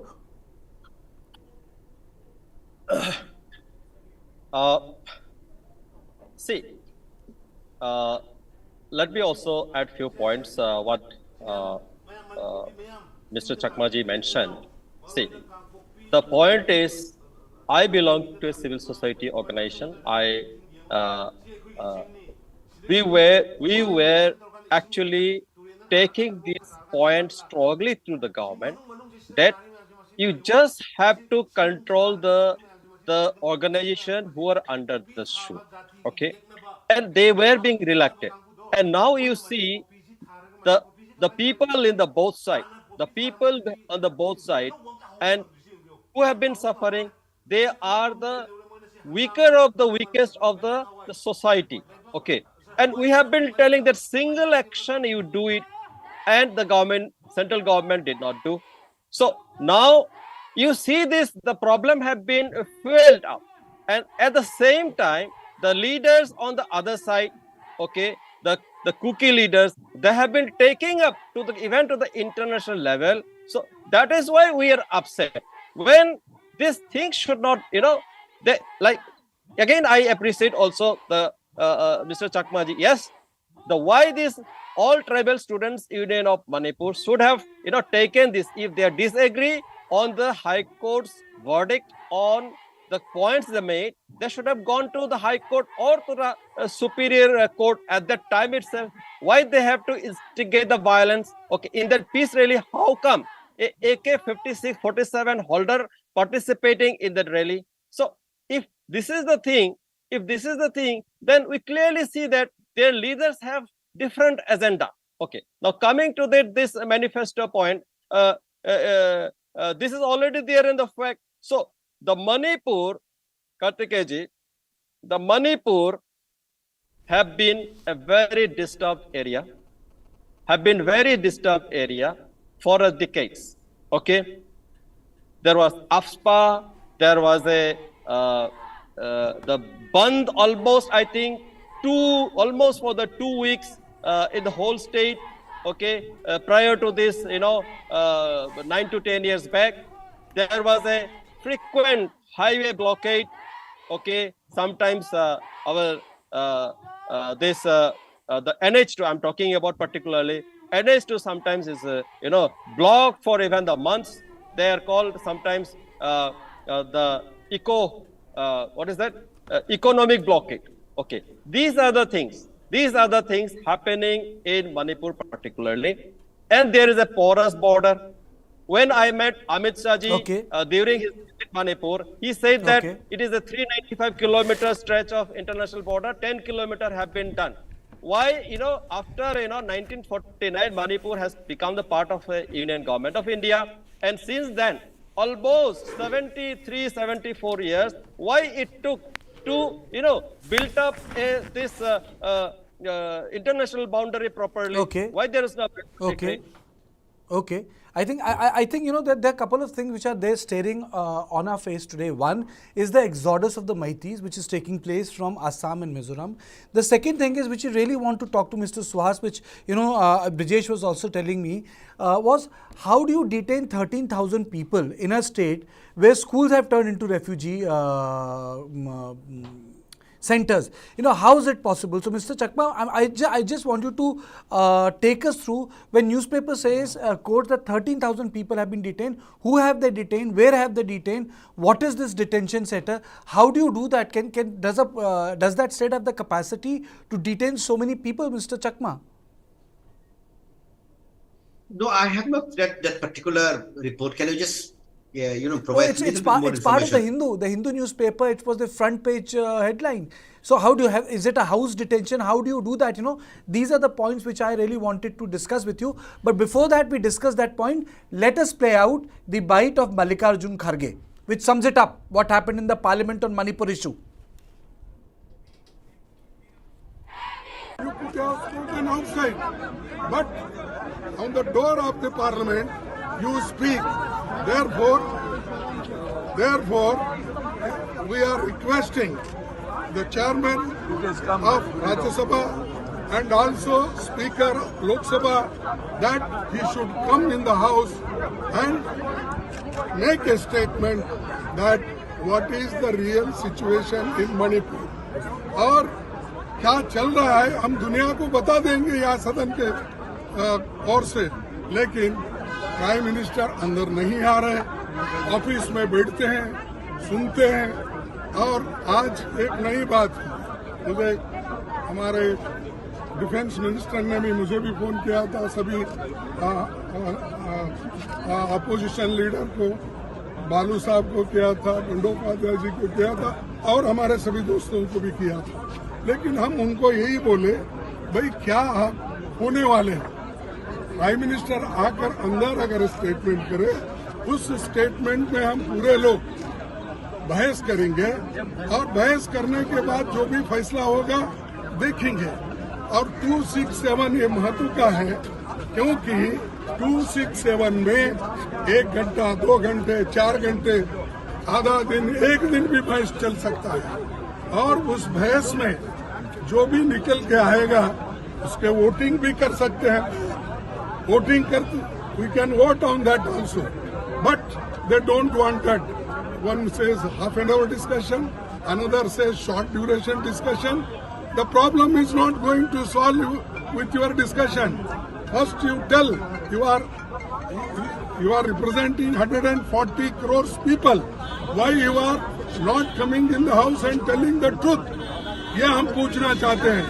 लेकिन ये जो गलती कर रहे हैं prime minister, आप देखिए, मैंने भी छानबीन के कहा, मुझे भी मालूम है जब सेशन चलता है, no chief minister, no prime minister make a statement outside the parliament. So this is the first time he is doing it, and as per even tradition, precedents, that he should come and tell. Therefore, we are again demanding, we are going in the house, both houses, we will demand that Prime Minister come and make a statement. That is our demand. Thank you very much. I would like to also inform our viewers as well as our guests that the government is trying to make a reach out to the opposition leaders to ensure the functioning of the house. The government, Rajnath Singh, Defence Minister Rajnath Singh has reached out to 3 opposition leaders, Mallikarjun Kharge, Sudeep Bandyopadhyay and T.R. Balu. They are saying that if the government is ready to discuss on the issue, then what is the problem? The opposition is saying that the Prime Minister has to respond. Nabkishore ji, do you think that any meaningful discussion and dialogue can be done in the Parliament right now, if going by the way both opposition as well as the ruling dispensation is the way they are acting right now inside the Parliament? Brijesh ji, first and foremost, to check this law and order, if needed, there should be more forces to be deployed. This would be the discussion from in the Parliament.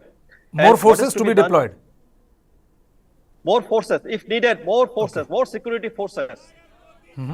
Okay. that should be one point that has to be discussed. And what is to be done with these militant groups under SU? The assessment done by the Biren government, who claimed that there are particularly 3 SU militant organizations. Okay, their names are available on this one of the report published by the Indian Express on 14th of March. Okay, I just forgot the 3 names. Okay, so the assessment, whether this CM Biren assessment was correct, whether his claim that these 3 SU militant organizations who have been promoting this the protest related to this eviction tribe, this they are helping to bring more people the illegally from Myanmar side, so that maybe they are preparing for this violence. Okay, so all these things, whatever the Biren claim on that meeting of Home Minister, that has to be look into it, that has to be analyzed. Okay, and further what is to be done on that. Okay, and number 3, the students who are almost they lost this academic. Okay, what is to be done? And for this internet ban, I think there's no point banning the internet. It has to be restored, so that the students at least they can participate maybe through some online classes or something. Those things has to be done. And if you see, it is the harvesting season. It's a monsoon time in Manipur. The farmers, they are not able to farm their own land, the agricultural lands. What will happen? How many months the government will able to feed all these people? Okay. Now, if this monsoon season is gone away, okay, after that what will happen? People will starve. Okay. So the normalcy has to be done, has to be brought in the state as soon as possible.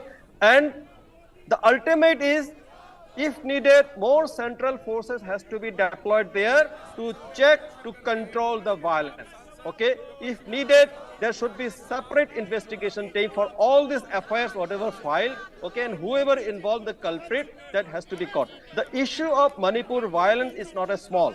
As I said, there was this the lobby, the other side. The lobby was very strong. They have been systematically targeting on the government machineries, the government side. Okay, so this. Probably the Biren did not well prepared. However, we should not lose time. These are the important points. I feel that the all the party leaders has to be discussed in the parliament, and they should take it seriously. I want to ask you, Navkishore ji, I want to ask you a question. You said that Biren Singh informed Home Minister about how these 3 Sioux militant groups are behind this violence which is going on. Correct me if I'm wrong. This is what you said. Then why do you feel that the Home Ministry is not taking appropriate action, or the centre is not acting? Brijesh ji, that was 10th of March. There was a meeting by CM Biren. I think there were also other official delegates along with him. I forgot the names and who were there. He led this team and met Home Minister ji on 10th of March in New Delhi. Okay, and he was claiming, because the SU is a tripartite agreement, 3 parties involved. One is the militant group themselves, another is the state government, and the third is the central government. And Biren claimed that the state government have withdrawn. This the SU pact with these 3 organizations, and what we want is the central government also to take the necessary analysis, necessary assessment, and what is exactly to be done. Because as per the SU, the militant groups, they have to hand over their weapons, and they should be in the designated camp, and in return, they are receiving also 6,000 rupees as a monthly stipend, and they should be involved in the political discussion, so that the normal, whatever that this militancy groups should come to the mainstream. But if you see in the Churachandpur that these groups have been continuously doing the extortion from the shop owners, the merchants, the traders, and this is the fact. It's available in lots of the news media.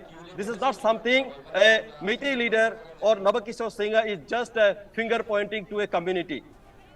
I'm talking about the pains, I'm talking about the deviation, I'm talking about the issues which should be controlled, but that is not happening on the ground. Okay, and this is what The Indian Express, 14th March, they have published this. If needed, I can share this link. And it is clearly mentioned which are the three organizations. Also, the name of these three organizations also there in that particular report. Navakishore you made a very interesting point, very important point that Biren Singh had pulled out of the tripartite agreement and sir, just tell me one thing, Mr. Suhas, that what Navakishore is saying, that that the government has intended to pull out of the tripartite agreement, and they're saying that that the three militant organization are the one who are behind this. What stops the center from cracking down on the three?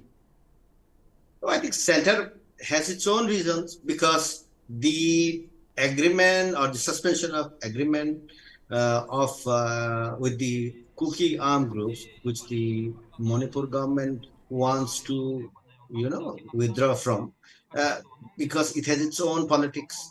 That is what the center is not convinced about, because center at the end of the day has to engage with everybody to find peaceful solutions. That is also inside the story, the story behind the riots, that you have been engaged in the suspension of ceasefire agreement, I think from 2008, and we are in 2023. So for the last 15 years, they have been continuing. The center has to assess the security situation very sensitively, given the fact that it is not only the Kuki groups.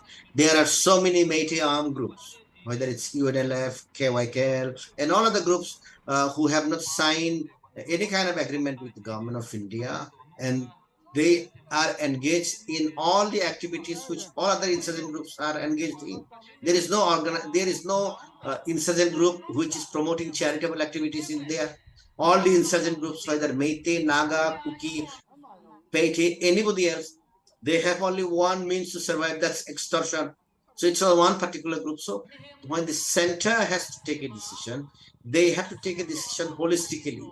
And one of the key issues which have been pending for the central government, as far as Manipur is concerned, is how do you resolve the problem involving the Nagas, which is on the sideline at the moment. But never forget that the NSC and IM, is very active. Muiva himself comes from, More and that Naga inhabited areas. So they have to find a solution to the Naga issue, because a solution to the Naga issue, whatever it might be, has to involve the Nagas of Manipur. So that's one. The second aspect is, of course, the Kukis. They have their own demands with respect to autonomy, with respect to financial resources, etc.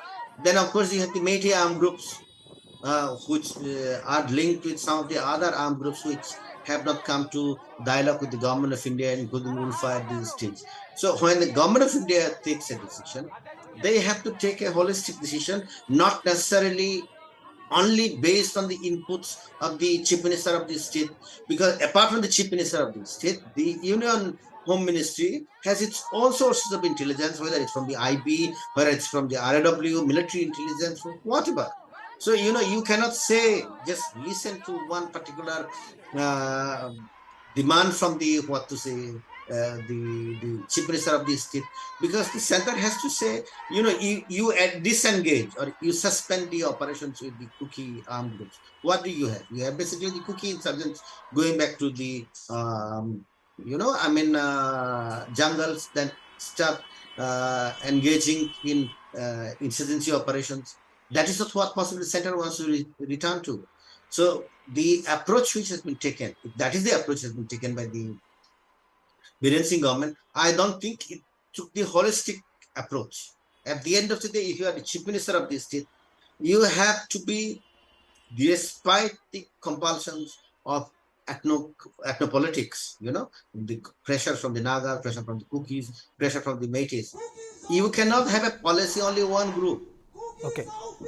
That's very clear. If you do that, then the central government, I do not know the details, but if I am somebody in charge of the Manipur, if in the Home Ministry, I'll be very, very careful, knowing fully well all the three major communities have been Okay. powerful in such a Point taken, Mr. Chakma. Navakishore ji, I just wanted to know one thing, because in light of what you said, and also the fact that at the start when the killing happened, there was a report which came that 30 plus alleged terrorists or militants were shot dead by Manipur police and by security forces, and also at that point of time, N. Biren Singh, Manipur Chief Minister, made that he spoke about the Sioux groups involved and all. Why do you think that that the center and the state is not on the same page as far as the involvement of Sioux group is concerned? Because there were reports which came out that 98-99% of weaponry, which is archaic, old and all, is still in the repository and not out in the field. So I just want to understand from you, what explains this divergence of opinion as far as center and the state is concerned on the role of Sioux groups. First and foremost, you can also note down the three organizations which the state government decision to withdraw from the pact. That was, one is the KNA, Kuki National Army, then is the Kuki Revolutionary Army, KRA, and Zomi Revolutionary Army, ZRA. Actually, these three are the strongest outfit in whoever done this 24. There were 24 groups. They together did this Sioux pact as a tripartite agreement. And these three are the strongest among them. So now coming to this point, I think our Mr. Chakma ji actually pointed out in quite a proper manner that holistic view has to be there, of course. But I think what happened is the lobby was very strong. They almost, when this eviction drive started by the government of Manipur, I think this lobby, they were quite clear that there may be a situation may come very soon, and they have to be well prepared. They have to be well funded. I think the lobby became more stronger than the state machinery. Now, the center side, I think they should have this, why I don't know, their intelligence was failed. There should be, a more focus on these problems, because I think they were, quite good credit goes to this, the BJP government, okay, that after this government came, as I mentioned, I think it is not about me. Everyone will tell in Manipur, no matter of which community, okay, they will tell, like it's a common people. I'm talking about for a common people, okay, the day to the life is quite peaceful. I remember that, when I traveled Manipur after many years, I was there in 1992. And at that time, they were a little bit peaceful, but after that, again, it started the whole issue. And I think I traveled in 2016, and it was almost 1 p.m. in the night. One of my friends was dropping to hotel. I just tell, and I was shocked. Why we have to be there so late? Then he said that, okay, things have been much better. However, the same Manipur, okay, maybe 4 or 5 years or maybe 2-3 years back, it was something like, after dark, you cannot come out from your place.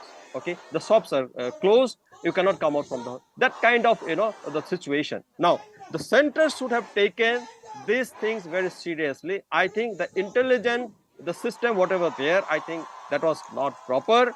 So, without losing time, all the political parties, be it in opposition, be not in the opposition, along with the, this government, we should take this as a very, in a coordinated way. It has to be solved. Otherwise, this become a national security issue. This is what I want to put it. And it should not be politicalized. It should not be politicized as a religion. It should not be politicalized as a something, for the political mileage by the parties. This is what I want to tell. Okay, and meanwhile, the ruckus continues in both houses of parliament. Let's listen into a couple of sound bites before we continue with our discussion. You put your slogan outside, but on the door of the parliament, you speak. Therefore, we are requesting the chairman of Rajya Sabha and also Speaker of Lok Sabha that he should come in the house and make a statement that what is the real situation in Manipur और क्या चल रहा है हम दुनिया को बता देंगे यहाँ सदन के ओर से, लेकिन प्राइम मिनिस्टर अंदर नहीं आ रहे, ऑफिस में बैठते हैं, सुनते हैं। और आज एक नई बात मुझे हमारे डिफेंस मिनिस्टर ने भी मुझे भी फोन किया था, सभी अपोजिशन लीडर को, बालू साहब को किया था, बंडोपाध्याय जी को किया था और हमारे सभी दोस्तों को भी किया था। लेकिन हम उनको यही बोले, भाई क्या होने वाले हैं? प्राइम मिनिस्टर आकर अंदर अगर स्टेटमेंट करे, उस स्टेटमेंट में हम पूरे लोग बहस करेंगे और बहस करने के बाद जो भी फैसला होगा देखेंगे। और 267 ये महत्व का है, क्योंकि 267 में 1 घंटा, 2 घंटे, 4 घंटे, आधा दिन, 1 दिन भी बहस चल सकता है। और उस बहस में जो भी निकल के आएगा उसके वोटिंग भी कर सकते हैं। वोटिंग करते, we can vote on that also, but they don't want that. One says half an hour discussion, another says short duration discussion. The problem is not going to solve with your discussion. First you tell you are representing 140 crores people. Why you are not coming in the house and telling the truth? ये हम पूछना चाहते हैं। लेकिन ये जो गलती कर रहे हैं प्राइम मिनिस्टर, आप देखिए, मैंने भी छानबीन के कहा, मुझे भी मालूम है जब सेशन चलता है, no chief minister, no prime minister make a statement outside the parliament. So this is the first time he is doing it, and as per even tradition, precedents, that he should come and tell. Therefore, we are again demanding, we are going in the house, both houses, we will demand that Prime Minister come and make a statement. That is our demand. Thank you very much. सत्तारूढ़ दल क्या छिपाना चाहती है? अरे 162 लोग मर गए, स्वतंत्रता संग्राम सेनानी की पत्नी जला दी जाती है, पूर्व सैनिक की पत्नी पे सरेआम बलात्कार होता है, उसे नंगा घुमाया जाता है, उसके बाद भी सरकार चर्चा नहीं कराना चाहती है। क्या इस देश में लोकतंत्र नहीं रहा? अगर वहां की सरकार नियंत्रण नहीं कर पा रही है तो जिम्मेदार वो हैं। केंद्रीय गृह मंत्री गए थे, 3 दिन 4 दिन रह के आए, जिम्मेदार वो हैं। तो उन्हें गांधी के प्रतिमा के सामने अपने पाप के लिए, अपने अक्षमता के लिए, इन बलात्कारों के लिए, इन हिंसा के लिए, 165 से ज्यादा लोग आधिकारिक रूप से जहां मर गए हों, उसके लिए पश्चाताप करें। पर गांधी के स्टैचू के सामने भी उनका प्रायश्चित पर्याप्त नहीं होगा। वो जाएं, संगम में नहाएं, नहाने के बाद लौटकर भगवान के मंदिर में क्षमा याचना करें कि हमारी सरकार पूरी तरह अक्षम है। मणिपुर में जो अपराध हुआ है, हम उसके कट्टर खिलाफ हैं।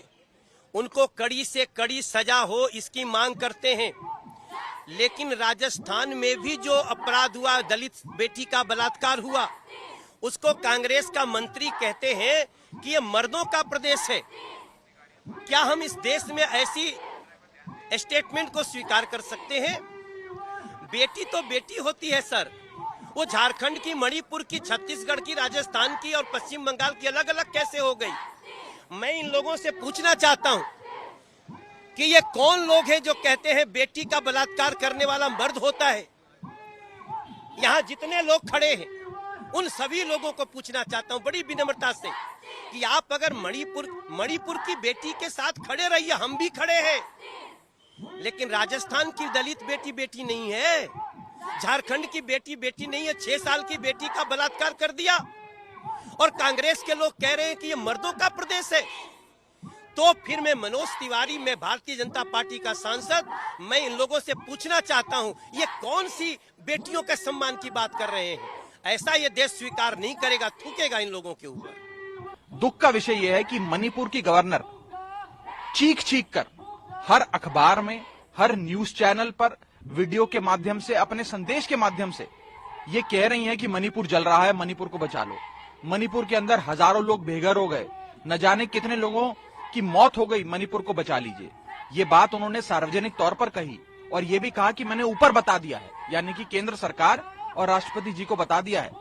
लेकिन फिर भी अभी तक देश की सरकार ने मणिपुर में 356 लागू कर वहां राष्ट्रपति शासन घोषित नहीं किया।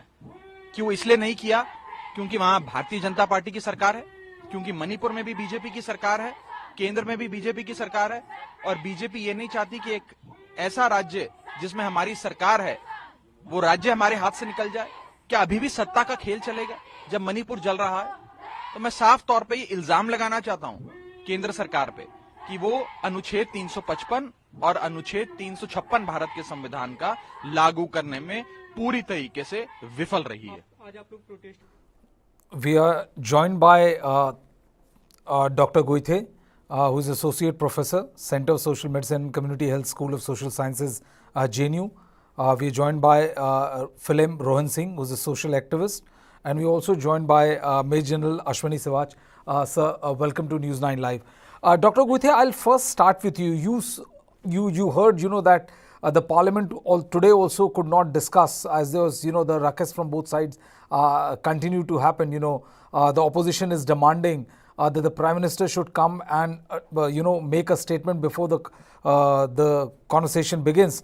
While the BJP says, the ruling dispensation says that, do a short duration discussion and don't put this, condition as a precursor to this discussion.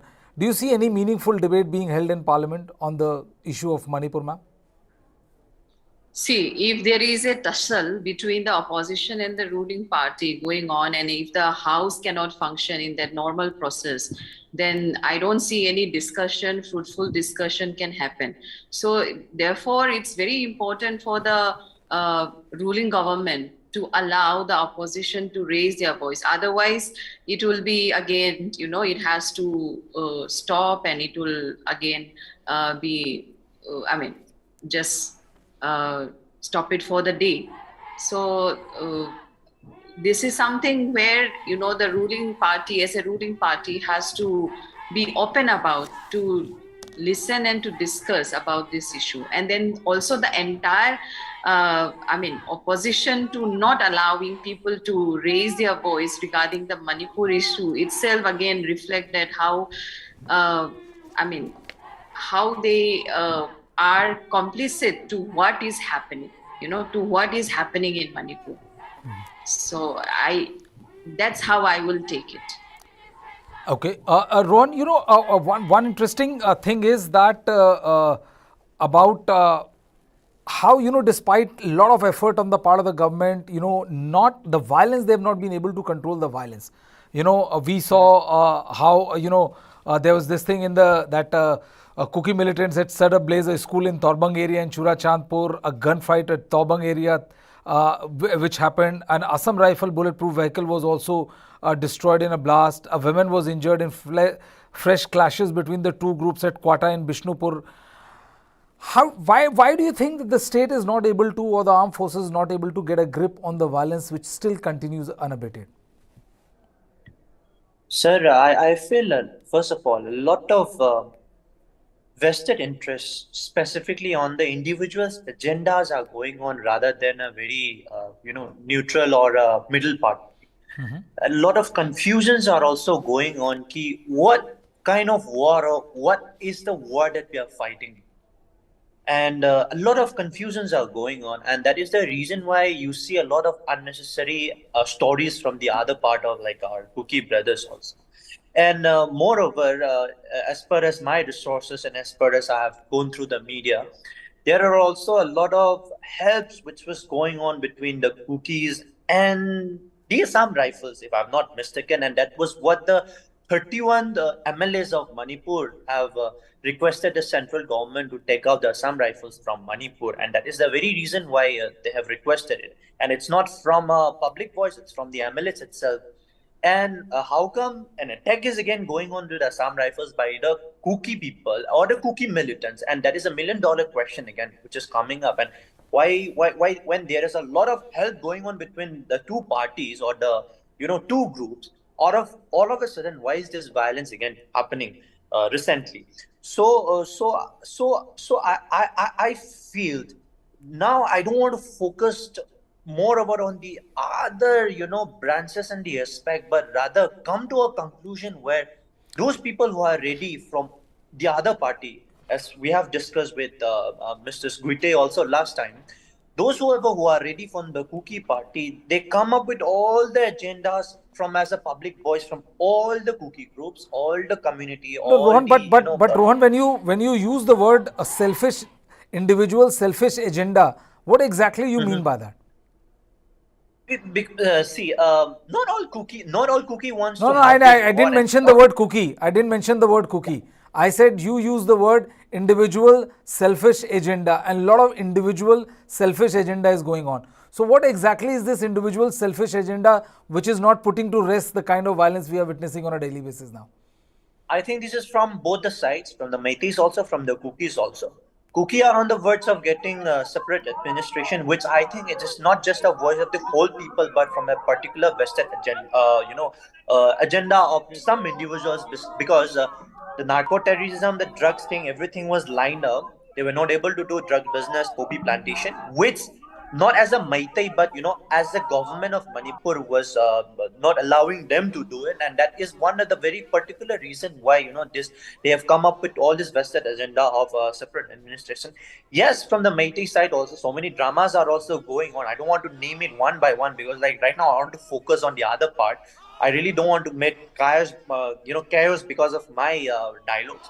But when I particularly mention about this individual's agenda, I feel like rather than doing all these dramas from both the sides, from the Cookies, from the Meiteis, it is our prime duty as a citizen, specifically as a leader, not just from the Cookies, but also from the Meiteis, that we should always go for a peace talk. Peace talk, I don't know, I know it sounds very crazy right now on these words of violence, but yes, there are people like me from my community who are ready to carry all the agendas from the Meitei. And also, we would love to see those similar people from the Cookies who are coming up with all the agendas from the Cookies, telling that, yes, this has to be a final conclusion, this has to be a common conclusion, this has to be a middle part where this should be stopped in this present moment. Okay, Rohan, the drama which you're calling is something which has caused more than 150 lives are lost, and the daily, not to mention the unspeakable horror of people who have been internally displaced, and also the fact that the people who have to who suffered a lot, children who have lost out on education. General Sivaj, this it's now, it has been repeated so many times that it sounds almost boring, if I may say so, to ask you the same question day in, day out. But such is the unfortunate reality which is panning out in the state of Manipur. The two things which is leitmotif, which is a regular, which incurs almost every other guest talks about. A, the reason why the forces are not able to control the violence or the sporadic violence which is going on. And B, what is this grouse against Assam Rifles, If you can elaborate on it, sir. I will elaborate both the points. First of all, why are we not able to control the violence? You see, there are about 10,000 weapons which have now gone in the society. And in the whole society charged, and especially the extremists on the either side, whether it is Kuki or Meties, they are armed. And so far, there is a weaponry in the society. It is very difficult to bring peace and order. And therefore, there is a requirement of ensuring that first these weapons are taken back. Remember, what has happened is that after they have looted police armory and also the reserve battalion and Manipur rifle as well as the police center, out of 5,000, only 1,000 weapons came back. There are also weapons which has come from Myanmar. So therefore, the whole environment is very charged, and therefore there is no fear of the security forces as far as the insurgents are concerned and certain people who are equipped with the weapon. So first and foremost is to disarm them. Now, how do we disarm? This is a $1 million question. To me, it looks like that the army, as on today, is been involved in aid to civil authority. This will not work out. You have to make a unified commander under an army commander who will function under the political dispensation. Exactly what happened in Assam and what happened in Jammu and Kashmir. In both the places, the situation was far, far worse than what is in Manipur, but they were brought in under control within about 6 months. So my point is that let the whole Assam be Manipur under a unified command, under army commander. Let the army not involved into aid to civil authority, but to in a counter-insurgency operation where the calming operation has to take place and to make sure these weapons are retrieved back from the society. And anyone who is taking law in his own hand, he is to be dealt firmly. And the people who are the victim of this must be now compensated and strong action to be taken against those people who were the perpetrators of the crime which they have committed, which is a heinous crime against the woman. Now, these things have to go to at the same time. I am sure this is the requirement of the day, must be done. And the border between Myanmar and Manipur must be seen, because not only the weapons are coming from that side, also there are certain extremists which have come from Myanmar side to beef up a certain community in Manipur. So these are the things which need to be done at the earliest. Now, as far as Assam Rifle is concerned, it has twofold. One is the Assam Rifle was involved in ensuring that this poppy cultivation does not take place, and the government to some extent was quite successful. As we all know that the poppy cultivation is taking place in hills. There is a Chin population which has come from Myanmar. They are all settled down in Kuki areas, and the reserve forest also have been in sort of encroached, and there was a poppy cultivation going. Also, drug trafficking taking place between Manipur and this Golden Triangle. And to some extent, Assam Rifle was successful in curtailing as per the government direction. And this is not to the liking of certain people. That can also be one of the reasons. The second thing is Assam Rifle, has been quite strict with them. Possibly that can be also a reason why they want this to be out. I say that as on today, once the environment is surcharged, let us give a peace a chance by getting the army which all the party respect. They know it as far as the Indian army concerned. They are objective, they are impartial, they are not biased, and they will do the duty as per the requirement of the day. They will not tilt toward any party. So I suppose that considering the gravity of the situation, since the violence has been there for almost 3 months now, we must now make a unified commander, and under him everything should function, and he should take orders from the political dispensation. If this happens, there are chances. Otherwise, the chances are not seemingly looking, because both the communities have got their strong reservation. Both communities have become a target, and both communities also victim as well as a perpetrator. So therefore, how do we go about it? So until unless we do not bring fear in the mind of the public that if you take law in your hand, you will be dealt seriously, nothing will move forward. And that cannot happen until unless you do not disarm them. As on today, everyone is empowered and he feels that he can use weapon and spread violence. So therefore, this is what is happening. The whole environment is such a. My requirement is, and my take on in this, unified command must be made at the earliest. And we have already got a model of Assam and Jammu and Kashmir. Both these places, this unified command, success was very high, and they succeeded within 6 months. Madam Goithe, I would like to draw your attention to a statement made by Rohan. He's saying that, that this is an individual selfish agenda of some individuals who want to have a separate administration or a separate state, but it is not reflective of the majority of the Kuki community or the Meitei community. Do you agree with this assessment?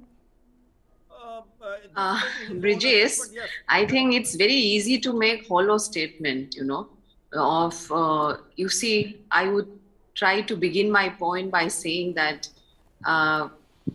Manipur is burning for the last 2.5 months, or let's say 81 days to be precise, and scores of lives were lost in the deadliest ethnic conflict in the history of Manipur. The majority Meitei and minority Kukizo communities, they are at loggerheads, right? And this recently leaked video created a massive outrage in the nation.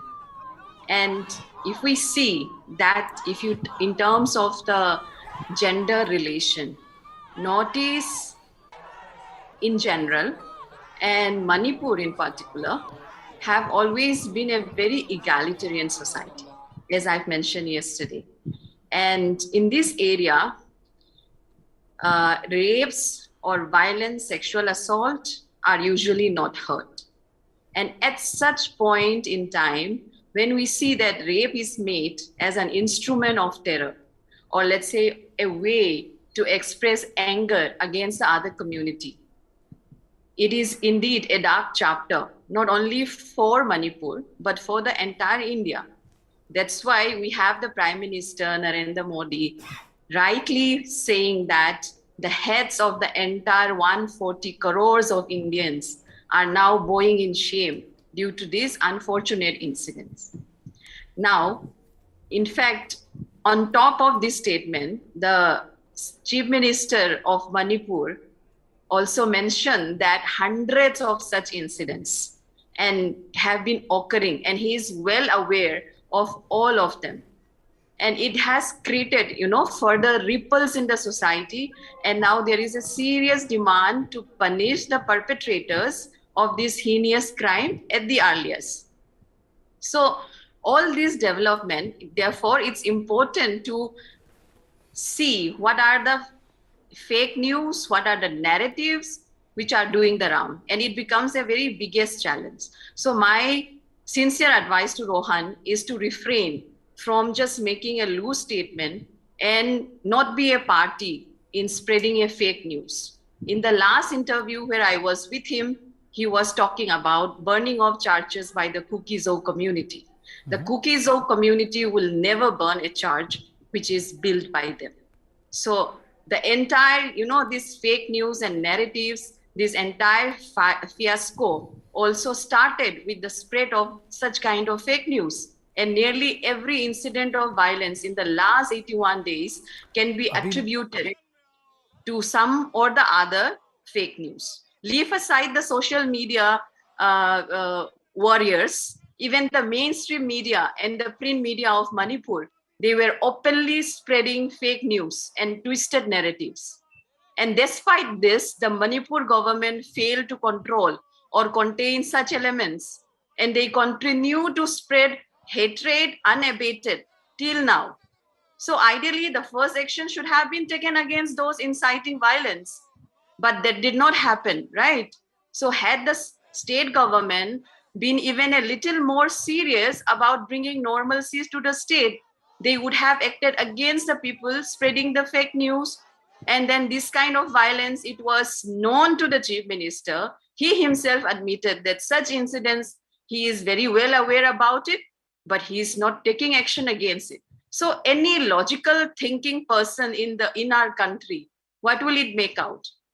So this is my question. You heard Dr. Goithe. She says that that no Kuki-Zo member or member from Kuki-Zo community will ever burn churches, and you're being loose with the statement. Yeah. So, Mr. Goithe, I would like to come up this question again, that there are certain news channels who have published the news of Meiteis burning the churches. Will you believe those news channels if they come up with again the same story from the pastors itself, from the church members itself, that they testified themselves in the national media that their church was burned down by the cookies? Will you trust them? Because I have already 3-4 pastors who are ready to testify that in the national paper, and we are on the verge of doing that. And I don't know what justification are you going to give during that time when the pastor themselves are testifying that their church are burned by the cookies. And already I'm telling you this with a very bold statement because I've already got the proof. I've already spoken to the pastors. There are complaints coming up from many of the Meitei Christians from Sisipur, from More, from Fayeng, from Sero and Suknu, that their houses being, despite they, introduced themselves as Meitei Christians, they are being attacked. Their houses were burned down. We have got pastors who came here on the 15th of July at Constitution Club of India, and he testified it, and it has been in all the national papers. And I don't know how, see, when we accept our own mistakes, that yes, we have done these mistakes, why don't you please accept your own mistakes that you have burned mandirs and churches. Because we have to see the same media which you trusted, that when the churches are being attacked, that same media are going to report the same thing, that yes, cookies have also burned churches and mandirs. When it comes to mandirs also, it's 32 mandirs. And for bringing out the number of mandirs, I've got a very good name from all the brothers and sisters, that I have been called Judah Iscariot, that I've completely denied all of Christianity.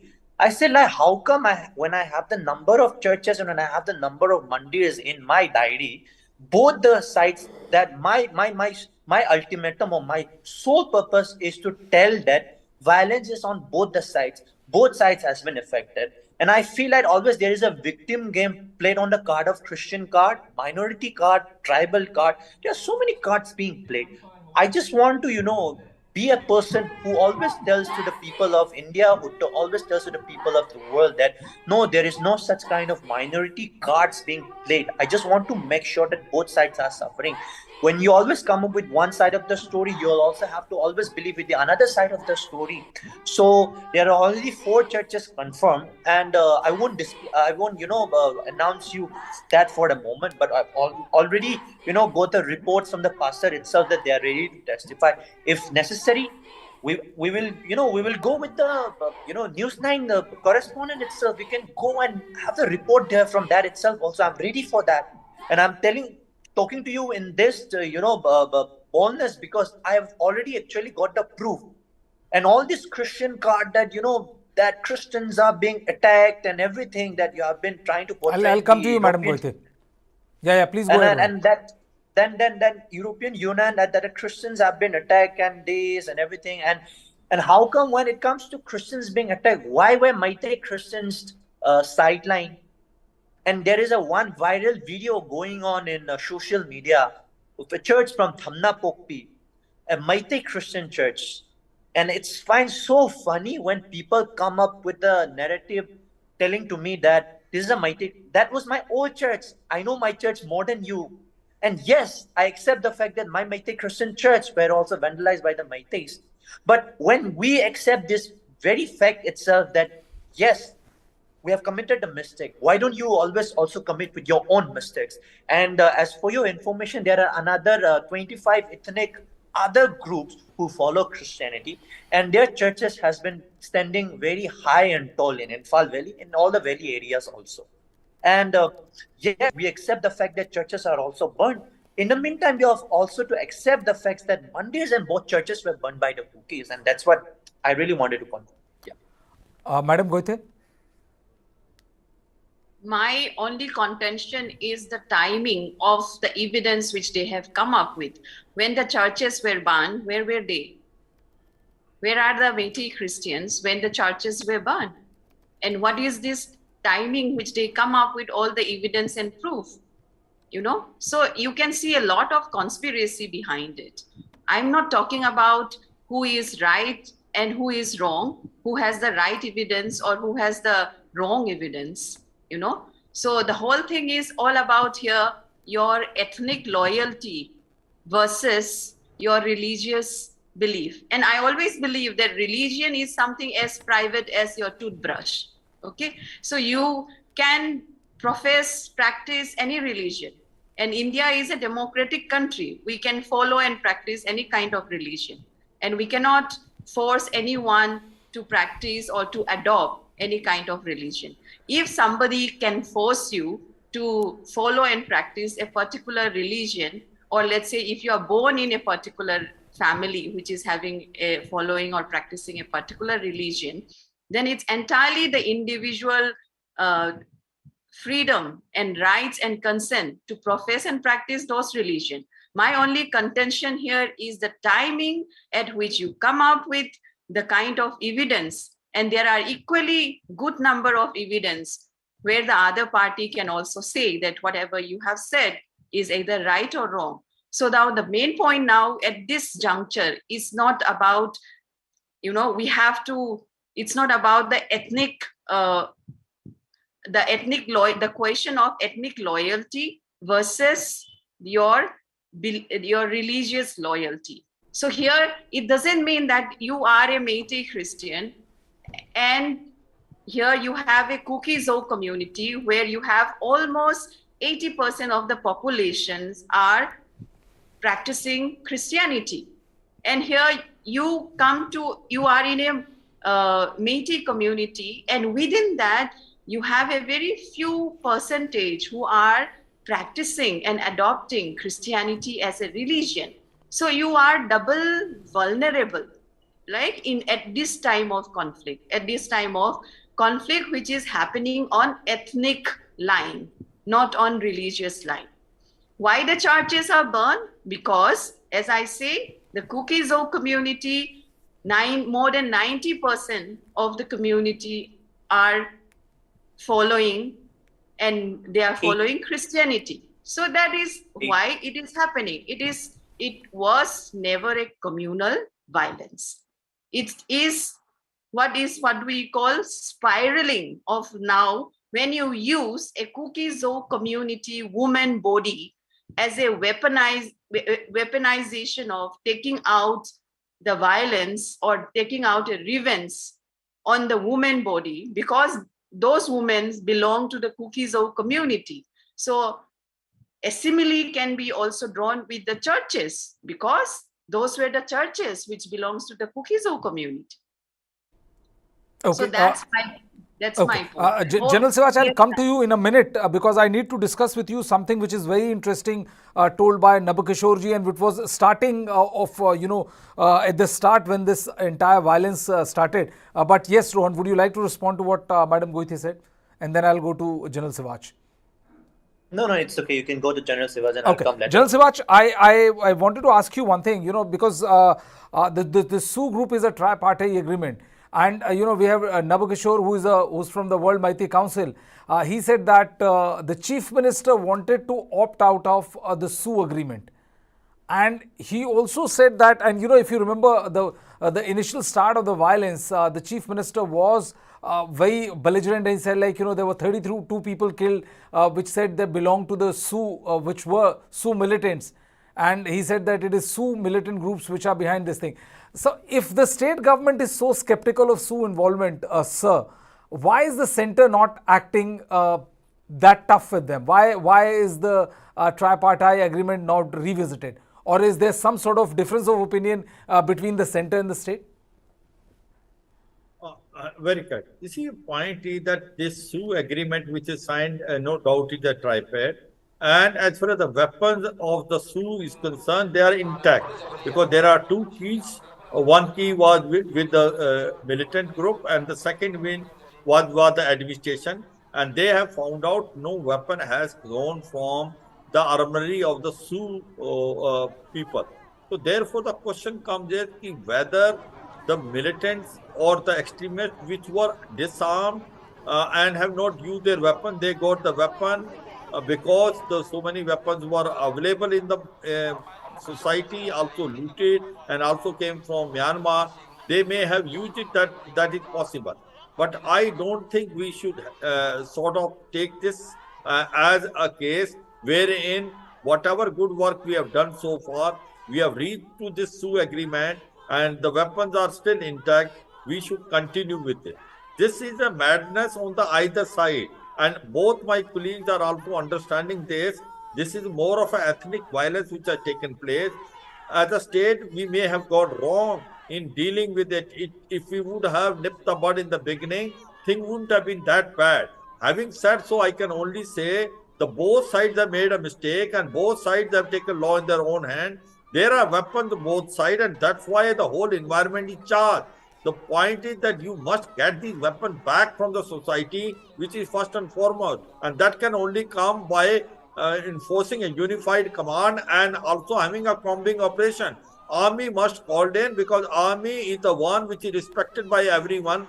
They know that they are neutral. Assam Rifle, as we discussed it, possibly some certain community feel that Assam Rifle is harsh with them, but they were not harsh with anyone. They were harsh with the drug peddler.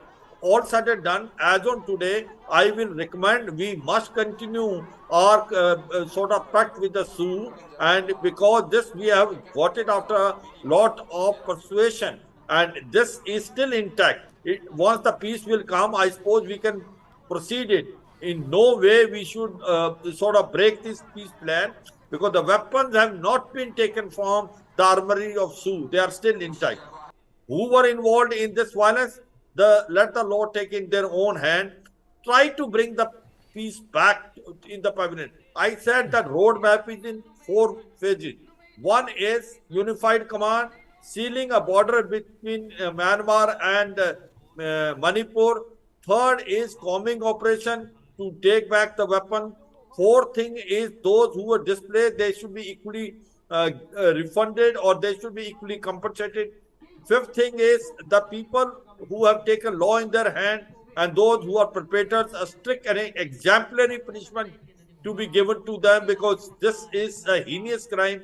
Sixth is that we should not allow, especially the arteries which are coming, which are the lifeline, like Kohima, Imphal Road, which has been still not operational, should be operational. Seventh thing is that the coordination has to be there by the peace committee under the governor, and the both sides, the head of the society must sit down together. Peace will prevail. I know there is a gap, there is a distrust and mistrust between both the ethnic community. I fully agree on a point which is time and again say, it is more of an ethnic violence. It is not a religious violence. It should not be given a color of religious violence. It's a purely ethnic violence. And both sides have taken law in their own hand. Both sides are the one which can be, finger can be pointed. But we should move ahead now. Try to find out a solution that which is acceptable to both the communities, so that the peace can prevail. Both communities have lived for so many years together. Why all of a sudden this mistrust and distrust has come? I suppose this peace committee must sit down together under governor, work out a roadmap. I suppose multi-pronged strategy is a requirement of the day, but first and foremost is kindly have a unified command under a military commander. Army should not be used to aid to civil authority. Army should be now used for counter-insurgency operation, because their weapons are the one which are basically radicalizing the society, and they feel they are empowered and they are misusing these weapons. And that is why the violence is increasing rather than decreasing. Okay, thank you so much, General Sewaj, for that. I'll come back to you, Madam Goithe and Rohan. But first, I would like to play the visuals of what happened in the upper house of the Parliament in the Rajya Sabha, which had to be adjourned. And then I'll play out the tweet which has been put out by the Congress Party.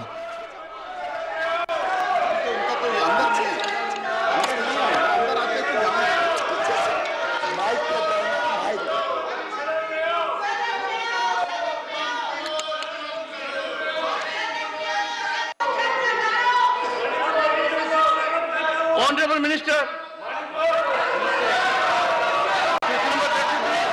statement is laid on the table of the House, sir. Supplementary one, number 34, Shri Neeraj Shekhar. Okay, number 34. Honorable Minister.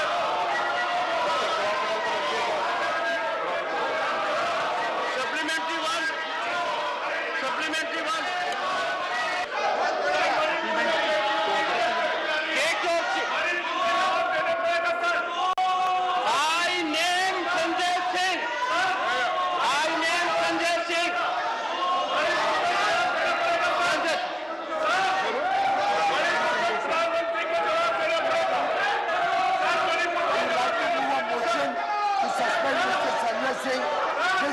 Behavior coming into the hall and disturbing the house is completely against the ethics and rules of the house, and I would urge the chair to take the necessary action against Mr. Sanjay Singh.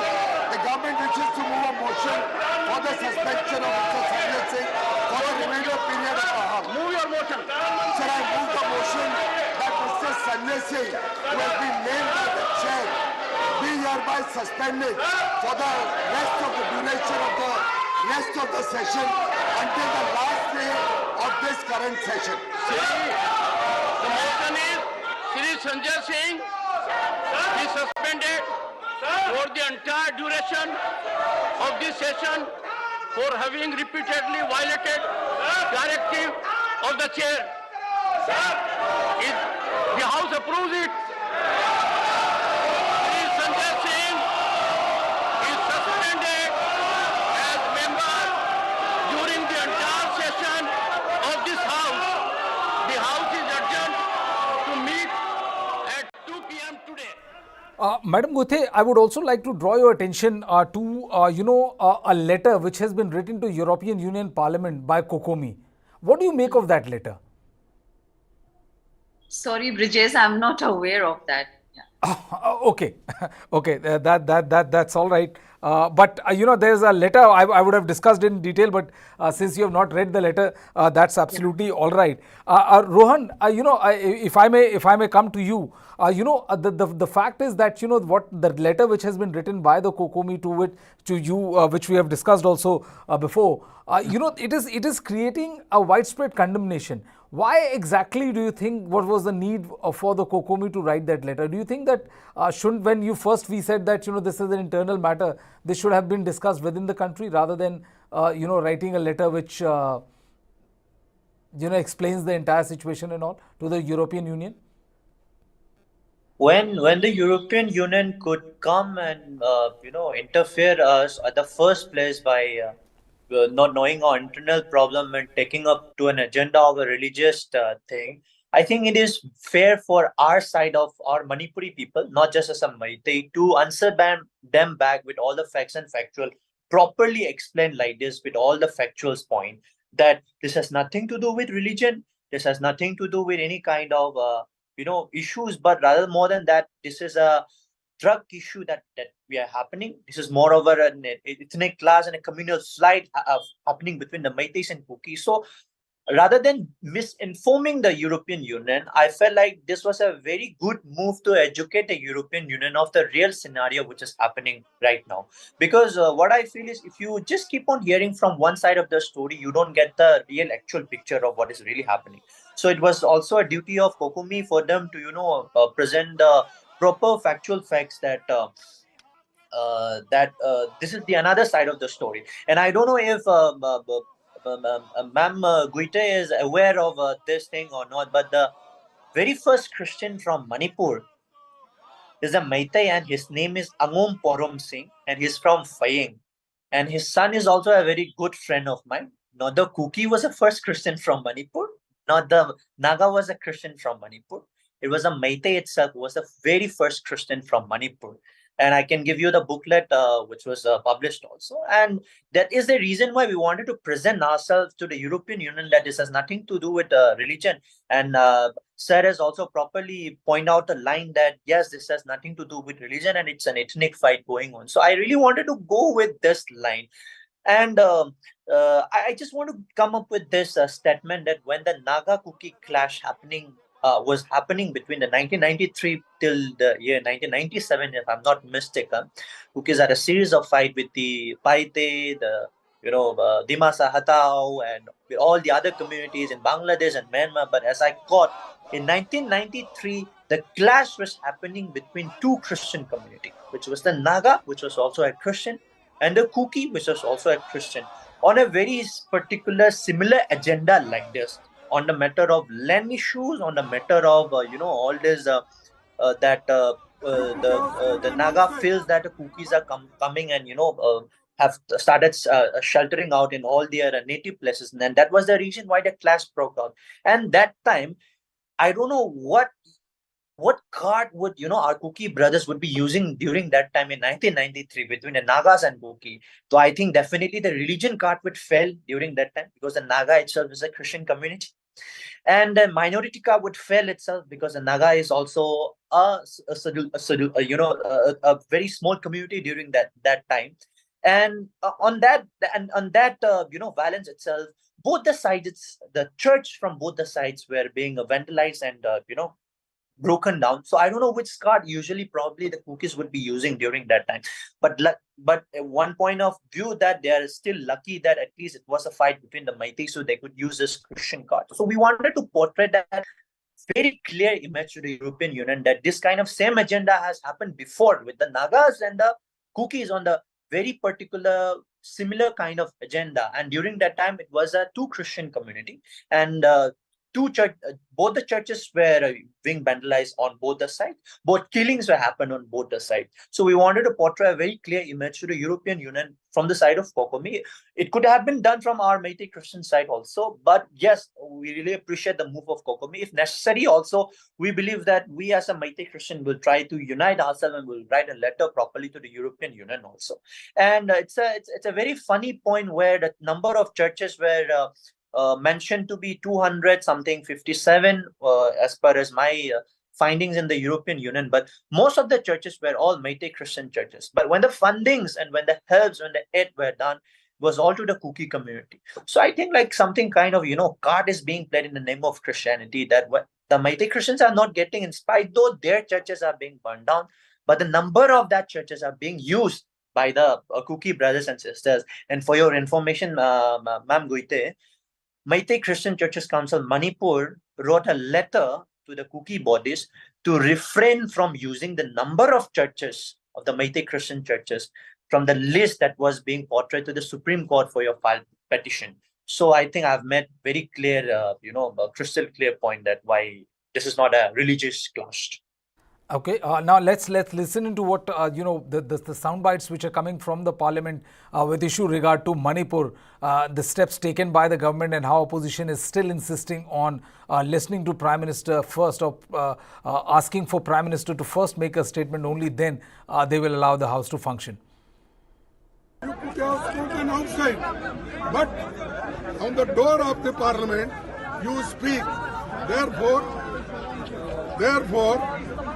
we are requesting the chairman of Rajya Sabha and also Speaker Lok Sabha that he should come in the House and make a statement that what is the real situation in Manipur और क्या चल रहा है हम दुनिया को बता देंगे यहाँ सदन के ओर से, लेकिन प्राइम मिनिस्टर अंदर नहीं आ रहे, ऑफिस में बैठते हैं, सुनते हैं। और आज एक नई बात, मुझे हमारे डिफेंस मिनिस्टर ने भी मुझे भी फोन किया था, सभी अपोजिशन लीडर को, बालू साहब को किया था, बंडोपाध्याय जी को किया था और हमारे सभी दोस्तों को भी किया था। लेकिन हम उनको यही बोले, भाई क्या होने वाले हैं, प्राइम मिनिस्टर आकर अंदर अगर स्टेटमेंट करे, उस स्टेटमेंट में हम पूरे लोग बहस करेंगे और बहस करने के बाद जो भी फैसला होगा देखेंगे। और 267 ये महत्व का है क्योंकि 267 में 1 घंटा, 2 घंटे, 4 घंटे, आधा दिन, एक दिन भी बहस चल सकता है और उस बहस में जो भी निकल के आएगा उसके वोटिंग भी कर सकते हैं। वोटिंग करते, we can vote on that also, but they don't want that. One says half an hour discussion, another says short duration discussion. The problem is not going to solve with your discussion. First you tell you are representing 140 crores people. Why you are not coming in the house and telling the truth? ये हम पूछना चाहते हैं। लेकिन ये जो गलती कर रहे हैं प्राइम मिनिस्टर, आप देखिए, मैंने भी छानबीन के कहा, मुझे भी मालूम है जब सेशन चलता है, no chief minister, no prime minister make a statement outside the parliament. So this is the first time he is doing it, and as per even tradition, precedents, that he should come and tell. Therefore, we are again demanding, we are going in the house, both houses, we will demand that Prime Minister come and make a statement. That is our demand. Thank you very much. Modi ji parliament में आकर, parliament के अंदर आकर MPs को संबोधित करेंगे और उनको मणिपुर में क्या ताज़ा हालात हैं, क्या स्थिति पे नियंत्रण पाया गया है, क्या सरकार की तरफ से मेजर्स रहे हैं, उसके बारे में संज्ञान लेंगे। प्रधानमंत्री जी बताएंगे क्यों बीरेन सिंह जी अभी तक अपने मुख्यमंत्री पद पर कायम हैं। वो बताएंगे कि इतने जघन्य अपराध महिलाओं के खिलाफ हो रहे हैं, आज तक NCW चेयर हो या women and child welfare minister हो, क्यों वहाँ पर जाकर उन्होंने रिपोर्ट नहीं ली है। तो ये सारी चीज़ें हैं जो हमारे मन में सवाल उठते हैं, उसका जवाब देंगे। पूरी उम्मीद है, हंगामा कोई नहीं करना चाहता, ना उनका मकसद है ना हमारा मकसद है, पर हम बस कोशिश ये कर रहे हैं कि प्रधानमंत्री नरेंद्र मोदी जी इस पर बात करें। दुख का विषय यह है कि मणिपुर की गवर्नर चीख चीख कर हर अखबार में, हर न्यूज चैनल पर वीडियो के माध्यम से, अपने संदेश के माध्यम से ये कह रही हैं कि मणिपुर जल रहा है, मणिपुर को बचा लो। मणिपुर के अंदर हजारों लोग बेघर हो गए, न जाने कितने लोगों की मौत हो गई, मणिपुर को बचा लीजिए। ये बात उन्होंने सार्वजनिक तौर पर कही और यह भी कहा कि मैंने ऊपर बता दिया है, यानी कि केंद्र सरकार और राष्ट्रपति जी को बता दिया है। लेकिन फिर भी अभी तक देश की सरकार ने मणिपुर में 356 लागू कर वहां राष्ट्रपति शासन घोषित नहीं किया। क्यों? इसलिए नहीं किया क्योंकि वहां भारतीय जनता पार्टी की सरकार है, क्योंकि मणिपुर में भी बीजेपी की सरकार है, केंद्र में भी बीजेपी की सरकार है, और बीजेपी ये नहीं चाहती कि एक ऐसा राज्य जिसमें हमारी सरकार है वो राज्य हमारे हाथ से निकल जाए। क्या अभी भी सत्ता का खेल चलेगा जब मणिपुर जल रहा है?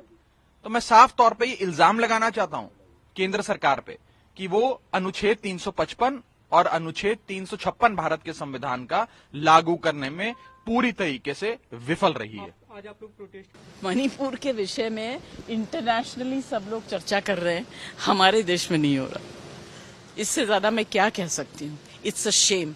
चर्चा वो कराना नहीं चाहते। आपको ऐसा लगता है कि और हाउस के अंदर आप जो स्टेट्स की बात कर रहे हैं वो आपके स्ट्रांग ओपोनेंट्स हैं, आप उनकी बात कर रहे हैं। आपके राज्य में क्या हो रहा है, आपके स्टेट्स में क्या हो रहा है, यूपी, मध्य प्रदेश, आप बताइए। बाकी जो कुछ भी उनका बचा है आगे तो बचेगा भी नहीं। हम तो सीधी सी बात कहते हैं और हमारी बात प्रधानमंत्री जी की छवि के पक्ष में। 2.5-3 महीने से प्रधानमंत्री जी ने चुप्पी लाद रखी है। उनको अंदर आकर के पीड़ा और संवेदना से भरा एक बयान दोनों हाउस में देना होगा। फिर एक विशद चर्चा करेंगे हम संजीदगी से, लोगों की पीड़ा को उजागर करते हुए, ताकि मणिपुर को एक संदेश जाए कि वो अभी भी इस देश का हिस्सा है। उनके अंदर एक सेंस ऑफ एलिनेशन आया है, नॉन बिलोंगिंगनेस आया है, और ये किसी के हक में उचित नहीं है। सत्तारूढ़ दल क्या छिपाना चाहती है? अरे 162 लोग मर गए, स्वतंत्रता संग्राम सेनानी की पत्नी जला दी जाती है, पूर्व सैनिक की पत्नी पे सरेआम बलात्कार होता है, उसे नंगा घुमाया जाता है, उसके बाद भी सरकार चर्चा नहीं कराना चाहती है। क्या इस देश में लोकतंत्र नहीं रहा? अगर वहां की सरकार नियंत्रण नहीं कर पा रही है तो जिम्मेदार वो हैं। केंद्रीय गृह मंत्री गए थे, 3 दिन 4 दिन रह के आए, जिम्मेदार वो हैं। तो उन्हें गांधी के प्रतिमा के सामने अपने पाप के लिए, अपने अक्षमता के लिए, इन बलात्कारों के लिए, इन हिंसा के लिए, 165 से ज्यादा लोग आधिकारिक रूप से जहां मर गए हों, उसके लिए पश्चाताप करें। पर गांधी के स्टैचू के सामने भी उनका प्रायश्चित पर्याप्त नहीं होगा। वो जाएं, संगम में नहाएं, नहाने के बाद लौटकर भगवान के मंदिर में क्षमा याचना करें कि हमारी सरकार पूरी तरह अक्षम है। मणिपुर में जो अपराध हुआ है हम उसके कट्टर खिलाफ हैं, उनको कड़ी से कड़ी सजा हो इसकी मांग करते हैं। लेकिन राजस्थान में भी जो अपराध हुआ, दलित बेटी का बलात्कार हुआ, उसको कांग्रेस का मंत्री कहते हैं कि ये मर्दों का प्रदेश है। क्या हम इस देश में ऐसी स्टेटमेंट को स्वीकार कर सकते हैं? बेटी तो बेटी होती है सर। वो झारखंड की, मणिपुर की, छत्तीसगढ़ की, राजस्थान की और पश्चिम बंगाल की अलग अलग कैसे हो गई? मैं इन लोगों से पूछना चाहता हूं कि ये कौन लोग हैं जो कहते हैं बेटी का बलात्कार करने वाला मर्द होता है? यहां जितने लोग खड़े हैं उन सभी लोगों को पूछना चाहता हूं बड़ी विनम्रता से कि आप अगर मणिपुर की बेटी के साथ खड़े रहिए, हम भी खड़े हैं, लेकिन राजस्थान की दलित बेटी बेटी नहीं है, झारखंड की बेटी बेटी नहीं है। 6 साल की बेटी का बलात्कार कर दिया और कांग्रेस के लोग कह रहे हैं कि ये मर्दों का प्रदेश है। तो फिर मैं मनोज तिवारी, मैं भारतीय जनता पार्टी का सांसद, मैं इन लोगों से पूछना चाहता हूं, ये कौन सी बेटियों के सम्मान की बात कर रहे हैं? ऐसा ये देश स्वीकार नहीं करेगा, थूकेगा इन लोगों के ऊपर। So, voices from the parliament obviously speaking in one voice there that the incident in Manipur is condemnable, although on political lines the division, the difference and the anger is palpable. Meanwhile, in a major setback to the Manipur government's efforts to ensure peace and return of normalcy in the strife-torn state, violence continues unabated. In the latest, COCOMI militants set ablaze a school at Torbung area in Churachandpur on Saturday night. On the other hand, in fierce gunfight at Torbung, 3 suspected COCOMI militants have been allegedly killed and 1 injured, as Assam Rifles' bulletproof vehicle was also destroyed in a bomb blast at the COCOMI militants. A woman was injured in fresh clashes between 2 groups at Kwakta in Bishnupur. Meanwhile, Manipur natives continue to leave Mizoram on Sunday after threats by a former insurgent group asking them to leave for their own safety. Also, on July 21st, a 0 FIR was registered in the abduction, assault and gang rape case of an 18-year-old woman in Imphal East on May 15. So these are some of the details. But the visuals on the screen obviously are from the parliament, where you see the old parliament house as of now becoming a protest site, and there you see Mallikarjun Kharge, Congress president, leading from the front, flanked by several opposition leaders holding placards saying India stands with Manipur's people and India for Manipur. These placards and protests have become the norm of the day, and cornered government also feeling the heat here. No different scenes in Manipur as well. Rapists are nothing but monsters in the face of humans. Clear disgruntlement from the people of Manipur on the video that surfaced, purportedly being shot at May the 4th, a day after the violence had started in Manipur. The sentiments are echoing all across the country, so much so that some international bodies too have taken note. COCOMI group has written to the European Union Parliament also to intervene and to take cognizance. Meanwhile, the government of India, several ministers have come out, have condemned what happened in Manipur and what has happened, what is happening in Manipur. But obviously they are faced with a very basic question, that is it too little too late? To why the government action, or not even the action, but the breaking of silence, many are saying it.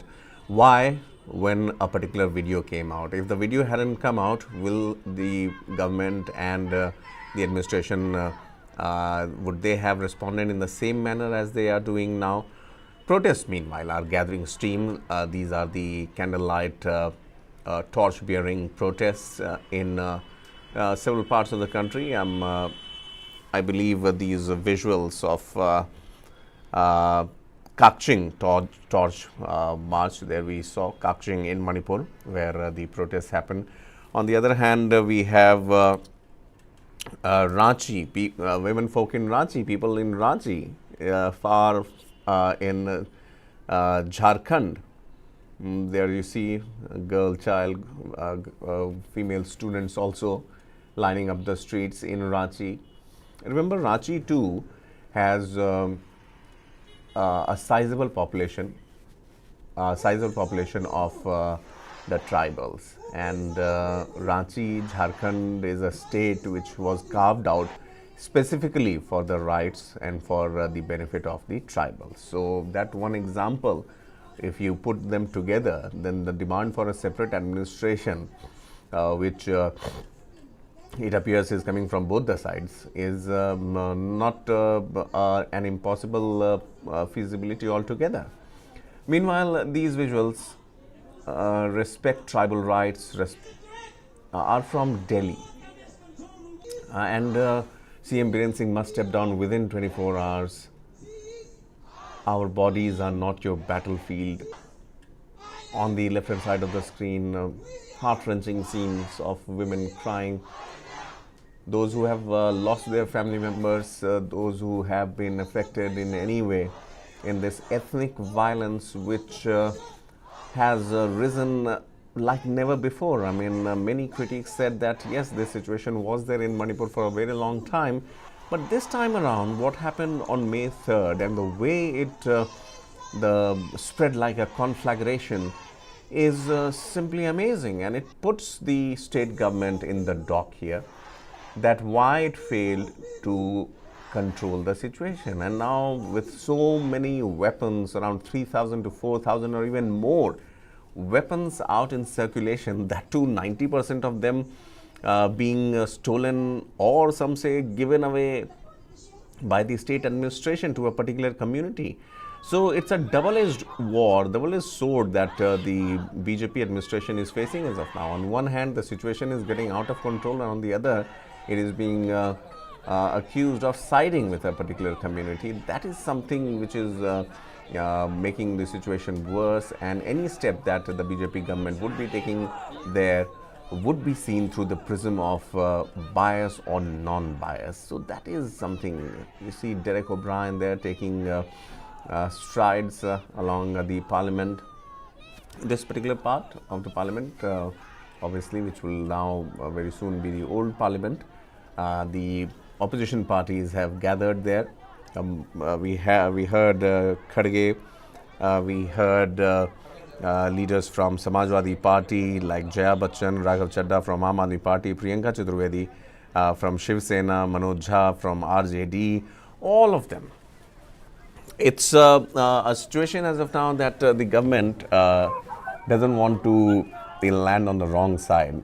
India demands PM reply comment in both the houses. Now, we have to understand what is the situation, what has gone wrong here. On the on the left-hand side of the screen, we have protest visuals coming from Manipur, from adjoining areas, so much so from Delhi and Ranchi also. On the right-hand side of the screen, it's a very dangerous fix that both the opposition and the government find themselves in. The opposition is saying that the Prime Minister should respond in the Lok Sabha and Rajya Sabha over the laws. Prime Minister had spoken at the beginning of the monsoon session, and it appears that not many are happy with what he said and were not satisfied with a 36 to 40 second mention of Manipur violence, and he mentioned how he was deeply pained by the developments, and in the same breath he also mentioned Chhattisgarh and Rajasthan. Now these are the two states which are governed by opposition parties. The opposition was quick to latch on to it, and they said that why equate both the two states. The situation in Manipur is different. People are dying there. It has been going on for a long time, and government apathy is there. So that's why the demand for the Prime Minister to respond. Meanwhile, the government is saying that no. Prime Minister wouldn't respond. They are ready to discuss the matter, but Home Minister Amit Shah or someone else will respond in both the houses. This is the fix that the opposition is not letting go off. And here, the demand for the Prime Minister's reply is something that is in demand. Now, who will blink first is the situation, but at the altar of this tutu meme, the monsoon session, 4 days on the previous week or 3 days in the previous week, and today is the 4th day, Monday. The House couldn't perform, peacefully, and obviously the echo of Manipur violence would definitely be heard. We have been speaking with lots of academicians, lots of people who come from there, from Manipur, researchers who have worked extensively on the northeast, especially Manipur, and their idea also brings us with a mixed bag that a democratically elected government in Manipur should not abandon its people at this point of time. That's one aspect of it, that Biren Singh should stay and not leave the state in quagmire. The other aspect is whether President's rule or a separate administration should be put in place or not. Governor Anusuya Uike, in as many words, has criticized and condemned what has happened. Being a woman, she also feels the pain of how things have transpired so far. But the opposition is not very happy with her either, because in her capacity too, in such an unprecedented situation, which I'm sure the government hasn't, with the country hasn't seen it, apart from the untoward happenings that have happened over decades, talking about 1984, talking about 2002. Now this unprecedented situation the government is faced with. Right. So these are the scenes from outside, and now Lok Sabha proceedings.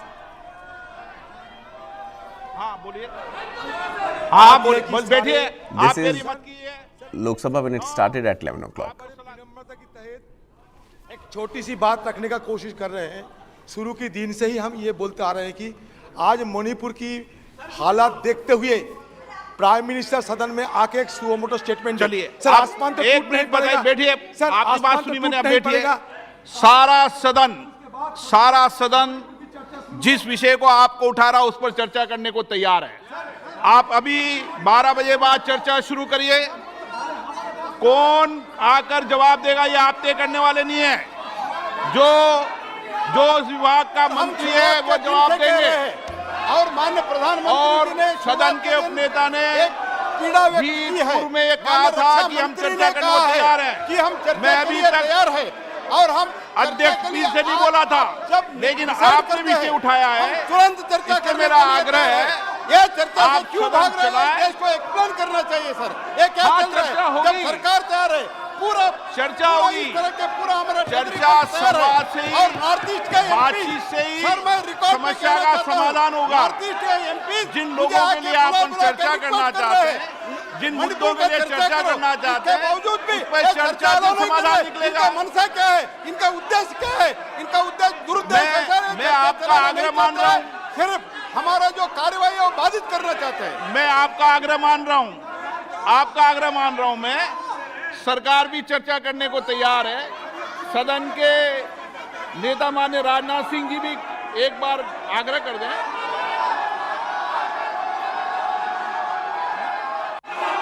हम मणिपुर के मुद्दे पर चर्चा के लिए पूरी तरह से तैयार हैं, लेकिन फिर भी प्रतिपक्ष हमारी बात को स्वीकार करने को तैयार नहीं है। मैं यह मानता हूं कि मणिपुर जैसी गंभीर घटना के प्रति जो चर्चा होनी चाहिए उसके प्रति प्रतिपक्ष गंभीर नहीं है। ये सदन चर्चा संवाद के लिए आपको जनता ने पोस्टर लेके देने के लिए नहीं भेजा है। मैं चर्चा कराने के लिए तैयार हूं। पहले प्रश्नकाल होगा, प्रश्नकाल के बाद चर्चा होगी। प्रश्नकाल महत्वपूर्ण है।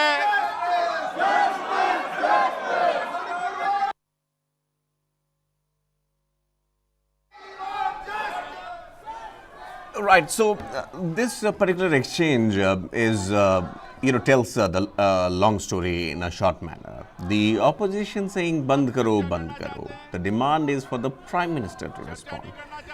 The Speaker of the Lok Sabha, Om Birla, says that government is ready to discuss this, and he also asks Defence Minister Rajnath Singh to invite or to placate the opposing members, saying that yes, we are ready to discuss the situation. But without any sign and assurance of the Prime Minister, the opposition is unrelenting. And same situation, see, I mean, the clip that we played for 4 minutes. From 11 o'clock it started, and it started with acrimony, and 4 to 5 minutes the same situation prevailed. The opposition storm on Manipur, obviously, Parliament disrupted again following the opposition protests, and Aam Aadmi Party MP Sanjay Singh suspended for the entire season. I mean, that's what happened. Let's listen into Sanjay Singh also.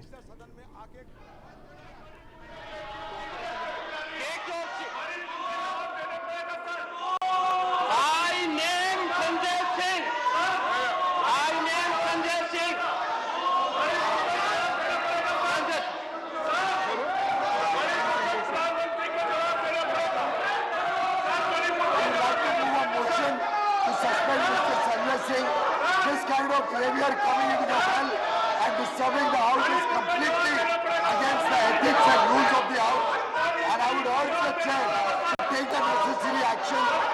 Mr. Sanjay Singh. The government wishes to move a motion for the suspension of Mr. Sanjay Singh for the remainder period of the House. Move your motion. Sir, I move the motion that Mr. Sanjay Singh, who has been named by the chair, be hereby suspended for the rest of the duration of the rest of the session until the last day of this current session. The motion is Shri Sanjay Singh be suspended for the entire duration of this session for having repeatedly violated directive of the chair. If the House approves it, Shri Sanjay Singh is suspended as member during the entire session of this House. The House is adjourned to meet at 2 p.m. today.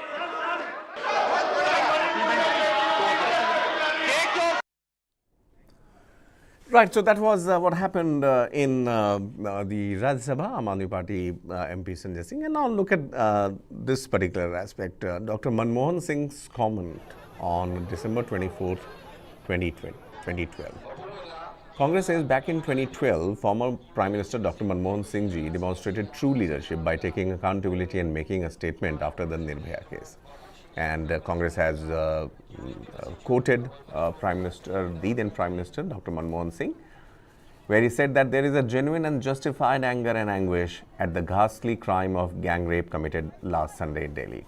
As a father of 3 daughters, I myself feel as strongly about it as each one of us of you. My wife, my family, and I'll join you in our concern for the young woman who was the victim of this heinous crime. We are constantly monitoring her medical condition. Let us all collectively pray for her and her loved ones during this critical time. So this is what Manmohan Singh said at that time, and the social media is also abuzz with his address to the nation. So it was not a basically statement that was issued from the PMO or by Manmohan Singh. Basically, he had addressed the nation, and this is the verbatim copy of what he had said. At that particular point of time, New Delhi especially, and other parts of the country too, especially the metropolitan cities, had witnessed massive protests because of the Nirbhaya case, an incident that shook the country in December of 2012, at least 11 years ago. Why this parallel has been drawn? Because the opposition wants to make a point that Prime Minister Narendra Modi hasn't spoken at length on the issue of the Manipur women being paraded naked and the administration doing nothing about it. So on the right hand side, we can also show it to full screen if we can. The construction of temporary relief centers in Thaubul district in Manipur is going on. This is again being done keeping the mass exodus of people from Manipur, and the government is constructing relief centers because for them whose houses have been perished, burned down or broken, demolished in these violence, and the government is giving relief and succor as far as the affected people are concerned. These houses painted blue and white, obviously signifying peace, but not very different were the scenes when the houses in Manipur, in affected districts, had put up the name of their community like Kuki, Meitei, Naga. They had mentioned it on their doorsteps. They had pasted it, writing it on the piece of paper, so that the attackers don't attack them, they spare them. Such was the ferocity, and such is the ferocity of the violence. Now, this move is pretty much welcome for the construction of relief centers. But is it too little, too late? Is it an attempt to save a tree which is hollowed by termites using an iron fence?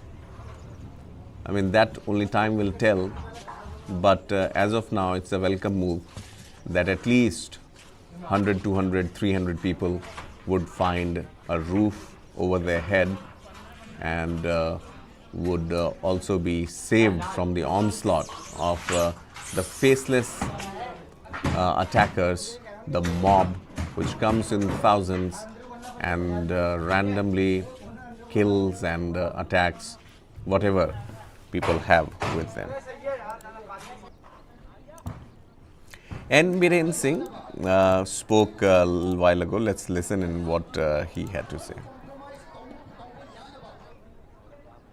Manipur में शांति रखना, शांति वापस लाना, जो जैसे जैसे highness crime को जो criminal है, ये थोड़ा सा गुंडालों ने, ये हर एक सोसाइटी में गुंडा तो है ही है, मिसक्रेंट तो है ही है, वो लोगों ने किया है, लेकिन वो लोग को हम स्पेयर नहीं करेंगे.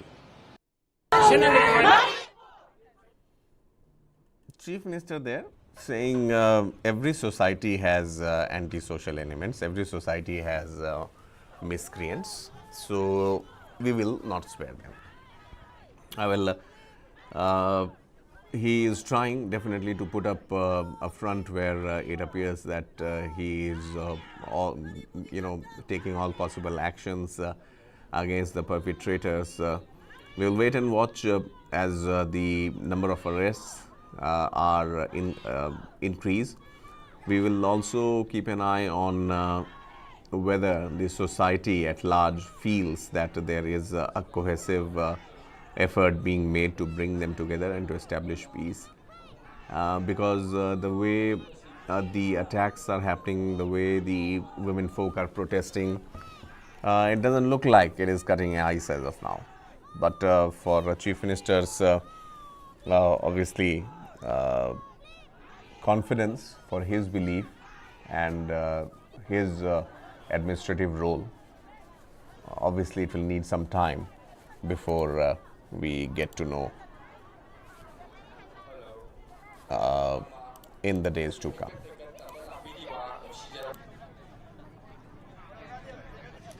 Go back Assam Rifles. I mean, this is top state-sponsored genocide of Meiteis. These voices, it is easy to comment on them sitting far away in Delhi or NCR region, but the sentiments as is being picked up as of now is clearly a mixed one, and a clear sign of disgruntlement, unhappiness with the Biren Singh government. I mean, no matter he has been trying to placate the masses. He tried to resign also. Many said that it was a drama, and a sponsored group of people were brought in, and his resignation letter was torn. But at the end of the day, Biren Singh not relenting, not leaving, then obviously he has to deliver. At that point of time, he has to make it count that if he is staying back in power and following what the people say, then he should also be doing what is the need of the hour. That is something that is there. Meanwhile, in Parliament, obviously, we have seen desperate scenes of protest, placard holding Save Manipur, India demands this. Sanjay Singh there, today suspended from Rajya Sabha for the remainder of this monsoon session. The question is, if you get suspended from the Parliament, how are you going to put your words, put your opposition, put your points across? So the opposition, no matter how much united it is, protests outside the Parliament won't count, won't go on record also. So if the battle has to be fought, if the accountability has to be set, then it has to be set within the rules of the Constitution, within the rules of the parliamentary rules, such as the path to make the government, any government, accountable.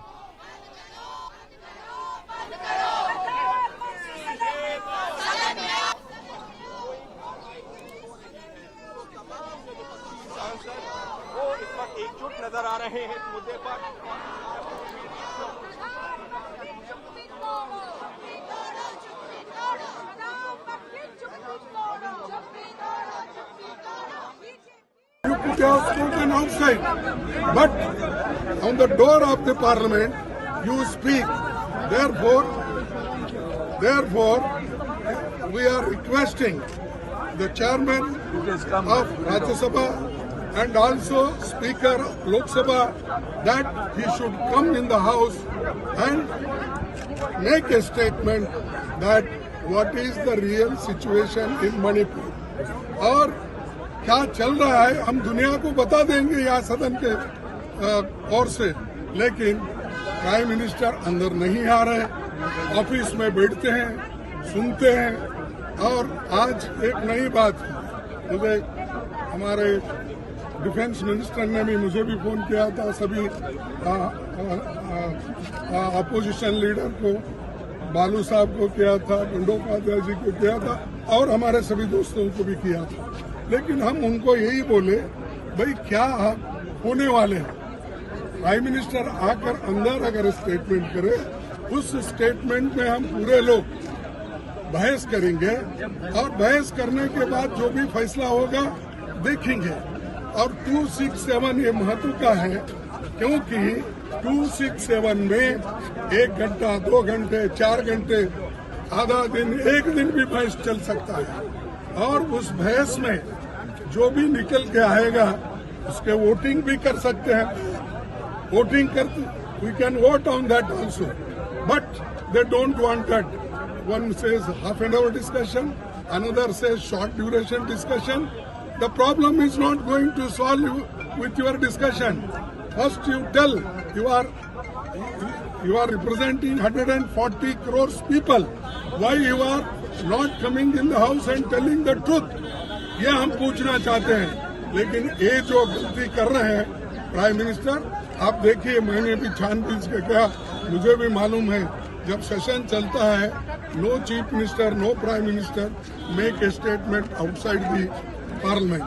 So this is the first time he is doing it, and as per even tradition, precedents, that he should come and tell.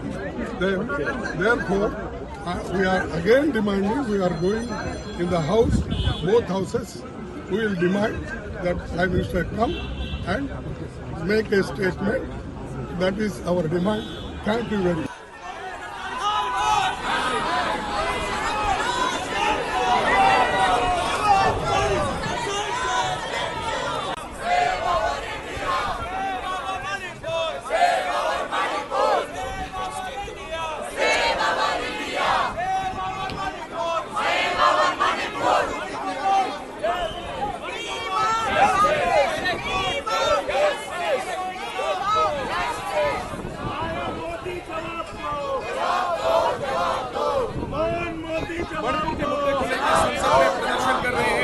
तमाम सांसद, विपक्षी गठबंधन, India के तमाम मोदी जवाब दो,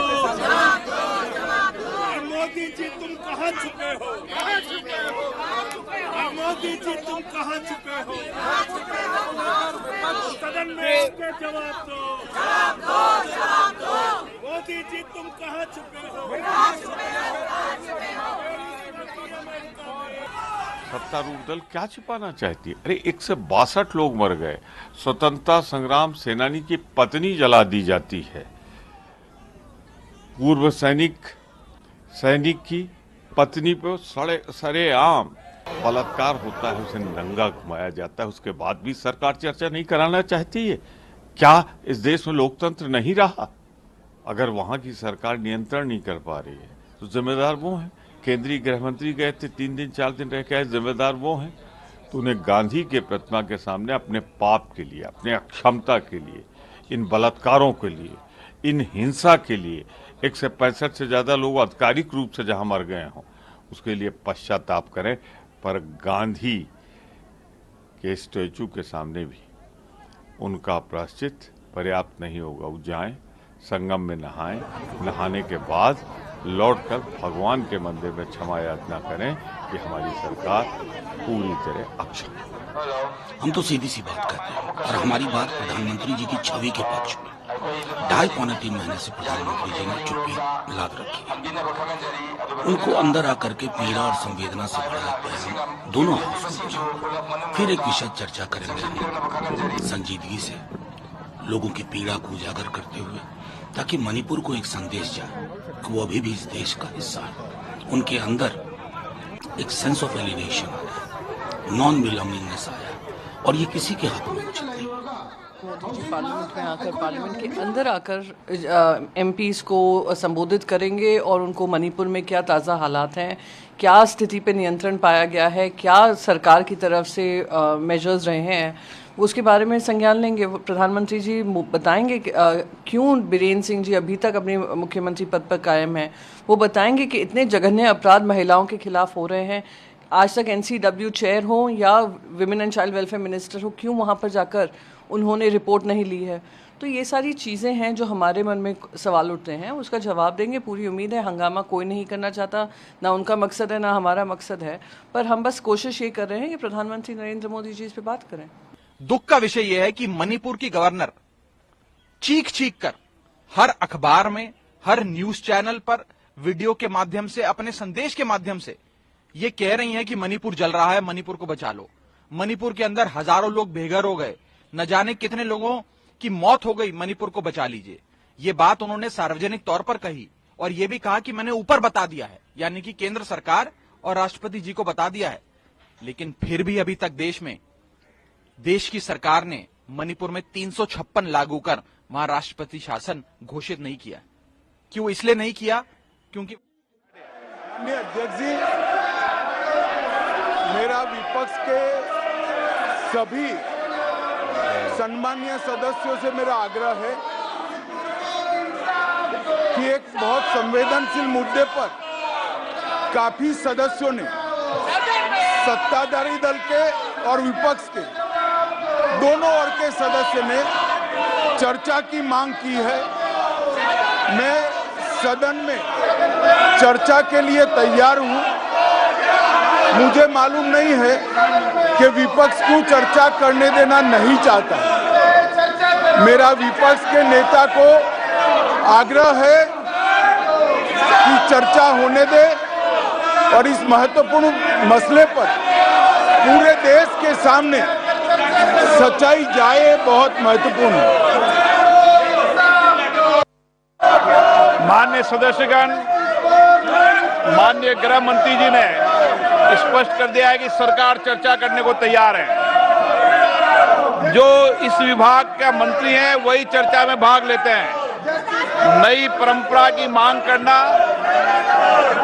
और सदन नियोजित तरीके से नहीं चलाना, ये देश और राष्ट्र के हित के लिए नहीं है। मैं माननीय सदस्यगणों से पुनः आग्रह करना चाहता हूं कि जिन विषयों, जिन मुद्दों पर आप चर्चा करना चाहते हैं, सरकार ने स्पष्ट कर दिया है। मुद्दों पर चर्चा कराएं, समाधान कराएं, ताकि हम सामूहिक चर्चा से एक बेहतर रास्ता निकालकर वहां की जनता की भलाई कर सकें।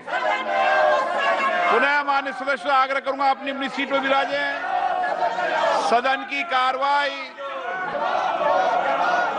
मंगलवार दिनांक 25 जुलाई 2023 को 11 बजे तक के लिए स्थगित की जाती है।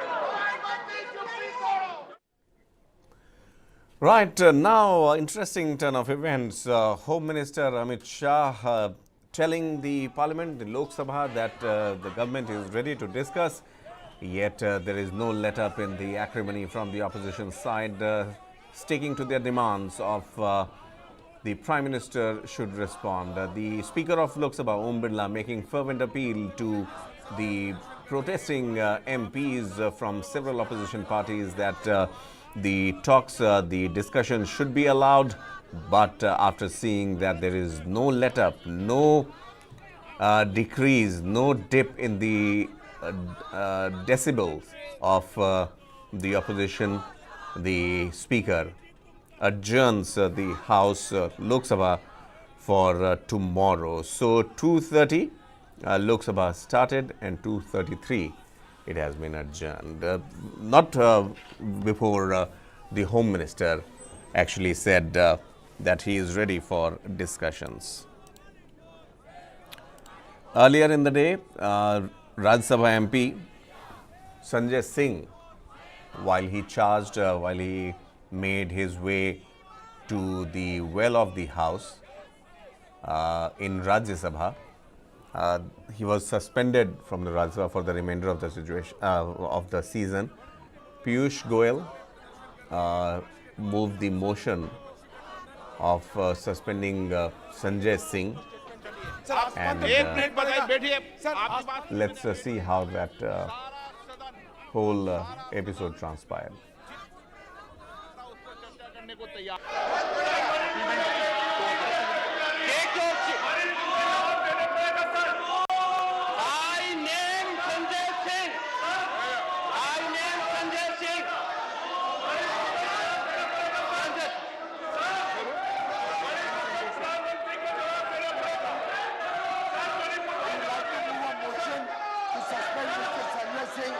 This kind of behavior coming into the well and disturbing the House is completely against the ethics and rules of the House.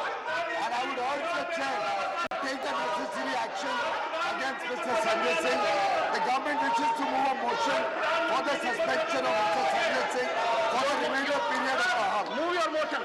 Sir, I move the motion that Mr. Sanjay Singh, who has been named by the Chair, be hereby suspended for the rest of the duration of the rest of the session until the last day of this current session. The motion is Shri Sanjay Singh be suspended for the entire duration of this session for having repeatedly violated directive of the chair. If the House approves it,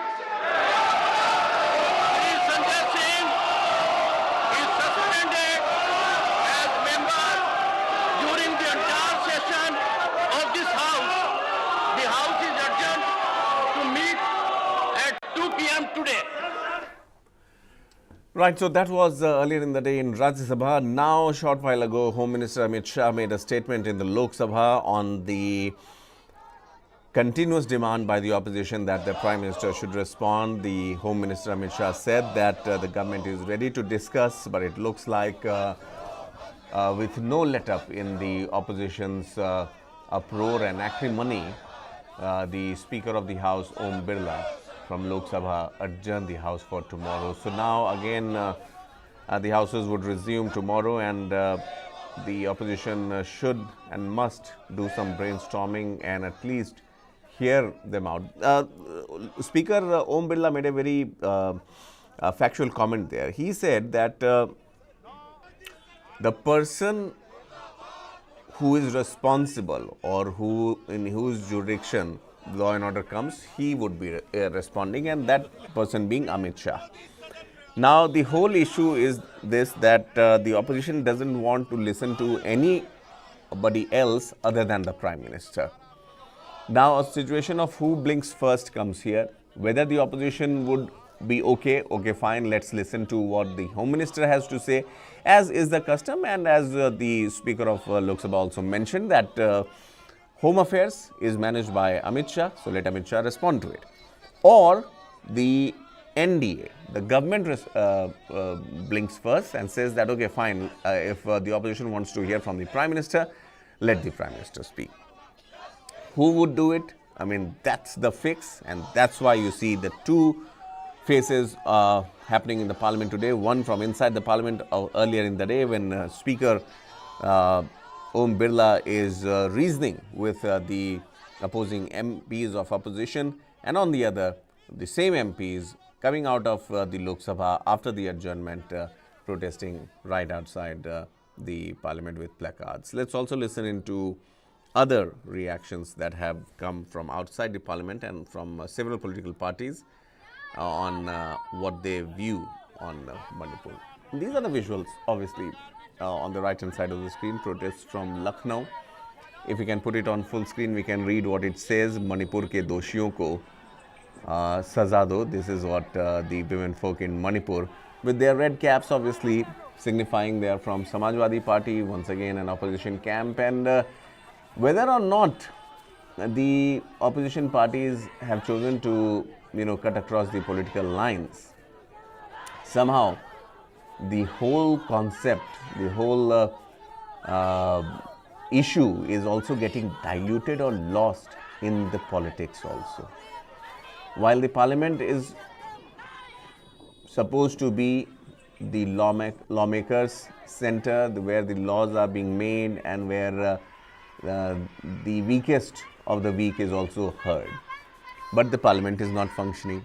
People are out in the streets. These are visuals from Ranchi, bracing the reins. Look at them. Tribal women. I come from that state, so I could recognize them. Tribal women, women from the Christian community, women from the backward classes, students, from college students to school students, male members holding placards and holding umbrella, staging a silent protest, making a human chain. I think nothing could speak more than this particular visual. Coming from a state of Jharkhand, which was carved out of Bihar in the year of 2000, as the world was changing a millennium, and the world was at the cusp of entering into the 2000s, the era of 2000s. 23 years ago, this state was carved out just for the sake of the tribals, and a separate administration, a separate state was carved out, separate administration came to rule it. Similar situations, if not totally similar, but yes, the demands at least of a separate administration also in place as far as Manipur is concerned, but no forward or backward movement we have seen on that aspect so far. So the demand from the Prime Minister or the government is on the lines that what happens next, what is the plan, how the situation would be handled. Is this the situation? Is this the new normal? Will it continue that the valley and the hills and the valley would keep clashing in Manipur, or whether there would be a permanent solution? No other solution, only separate administration. 22nd July 2023, New Delhi, joint UNAU Student Forum, Delhi. These are the students. Protect tribal women. CM Biren Singh must step down. Now, slowly but surely, this is acquiring the same intensity as it was in 2012 when Nirbhaya case had happened, albeit this time around the issue is far bigger. Not that Nirbhaya issue was any lesser important or any smaller. That also had shaken the very conscience of the country and the government alike. This time around, in the northeastern part of the country, which otherwise considered to be peaceful part of the country, now suddenly has erupted into violence. More than 2 months have passed. 140 and above is the government data that people have died. 2 to 3 women paraded naked, gang raped, and left to fend for themselves. And the government still trying to figure out what has to be done. Right, let's now take you back to Lok Sabha, where a short while ago Amit Shah, the Home Minister, had responded.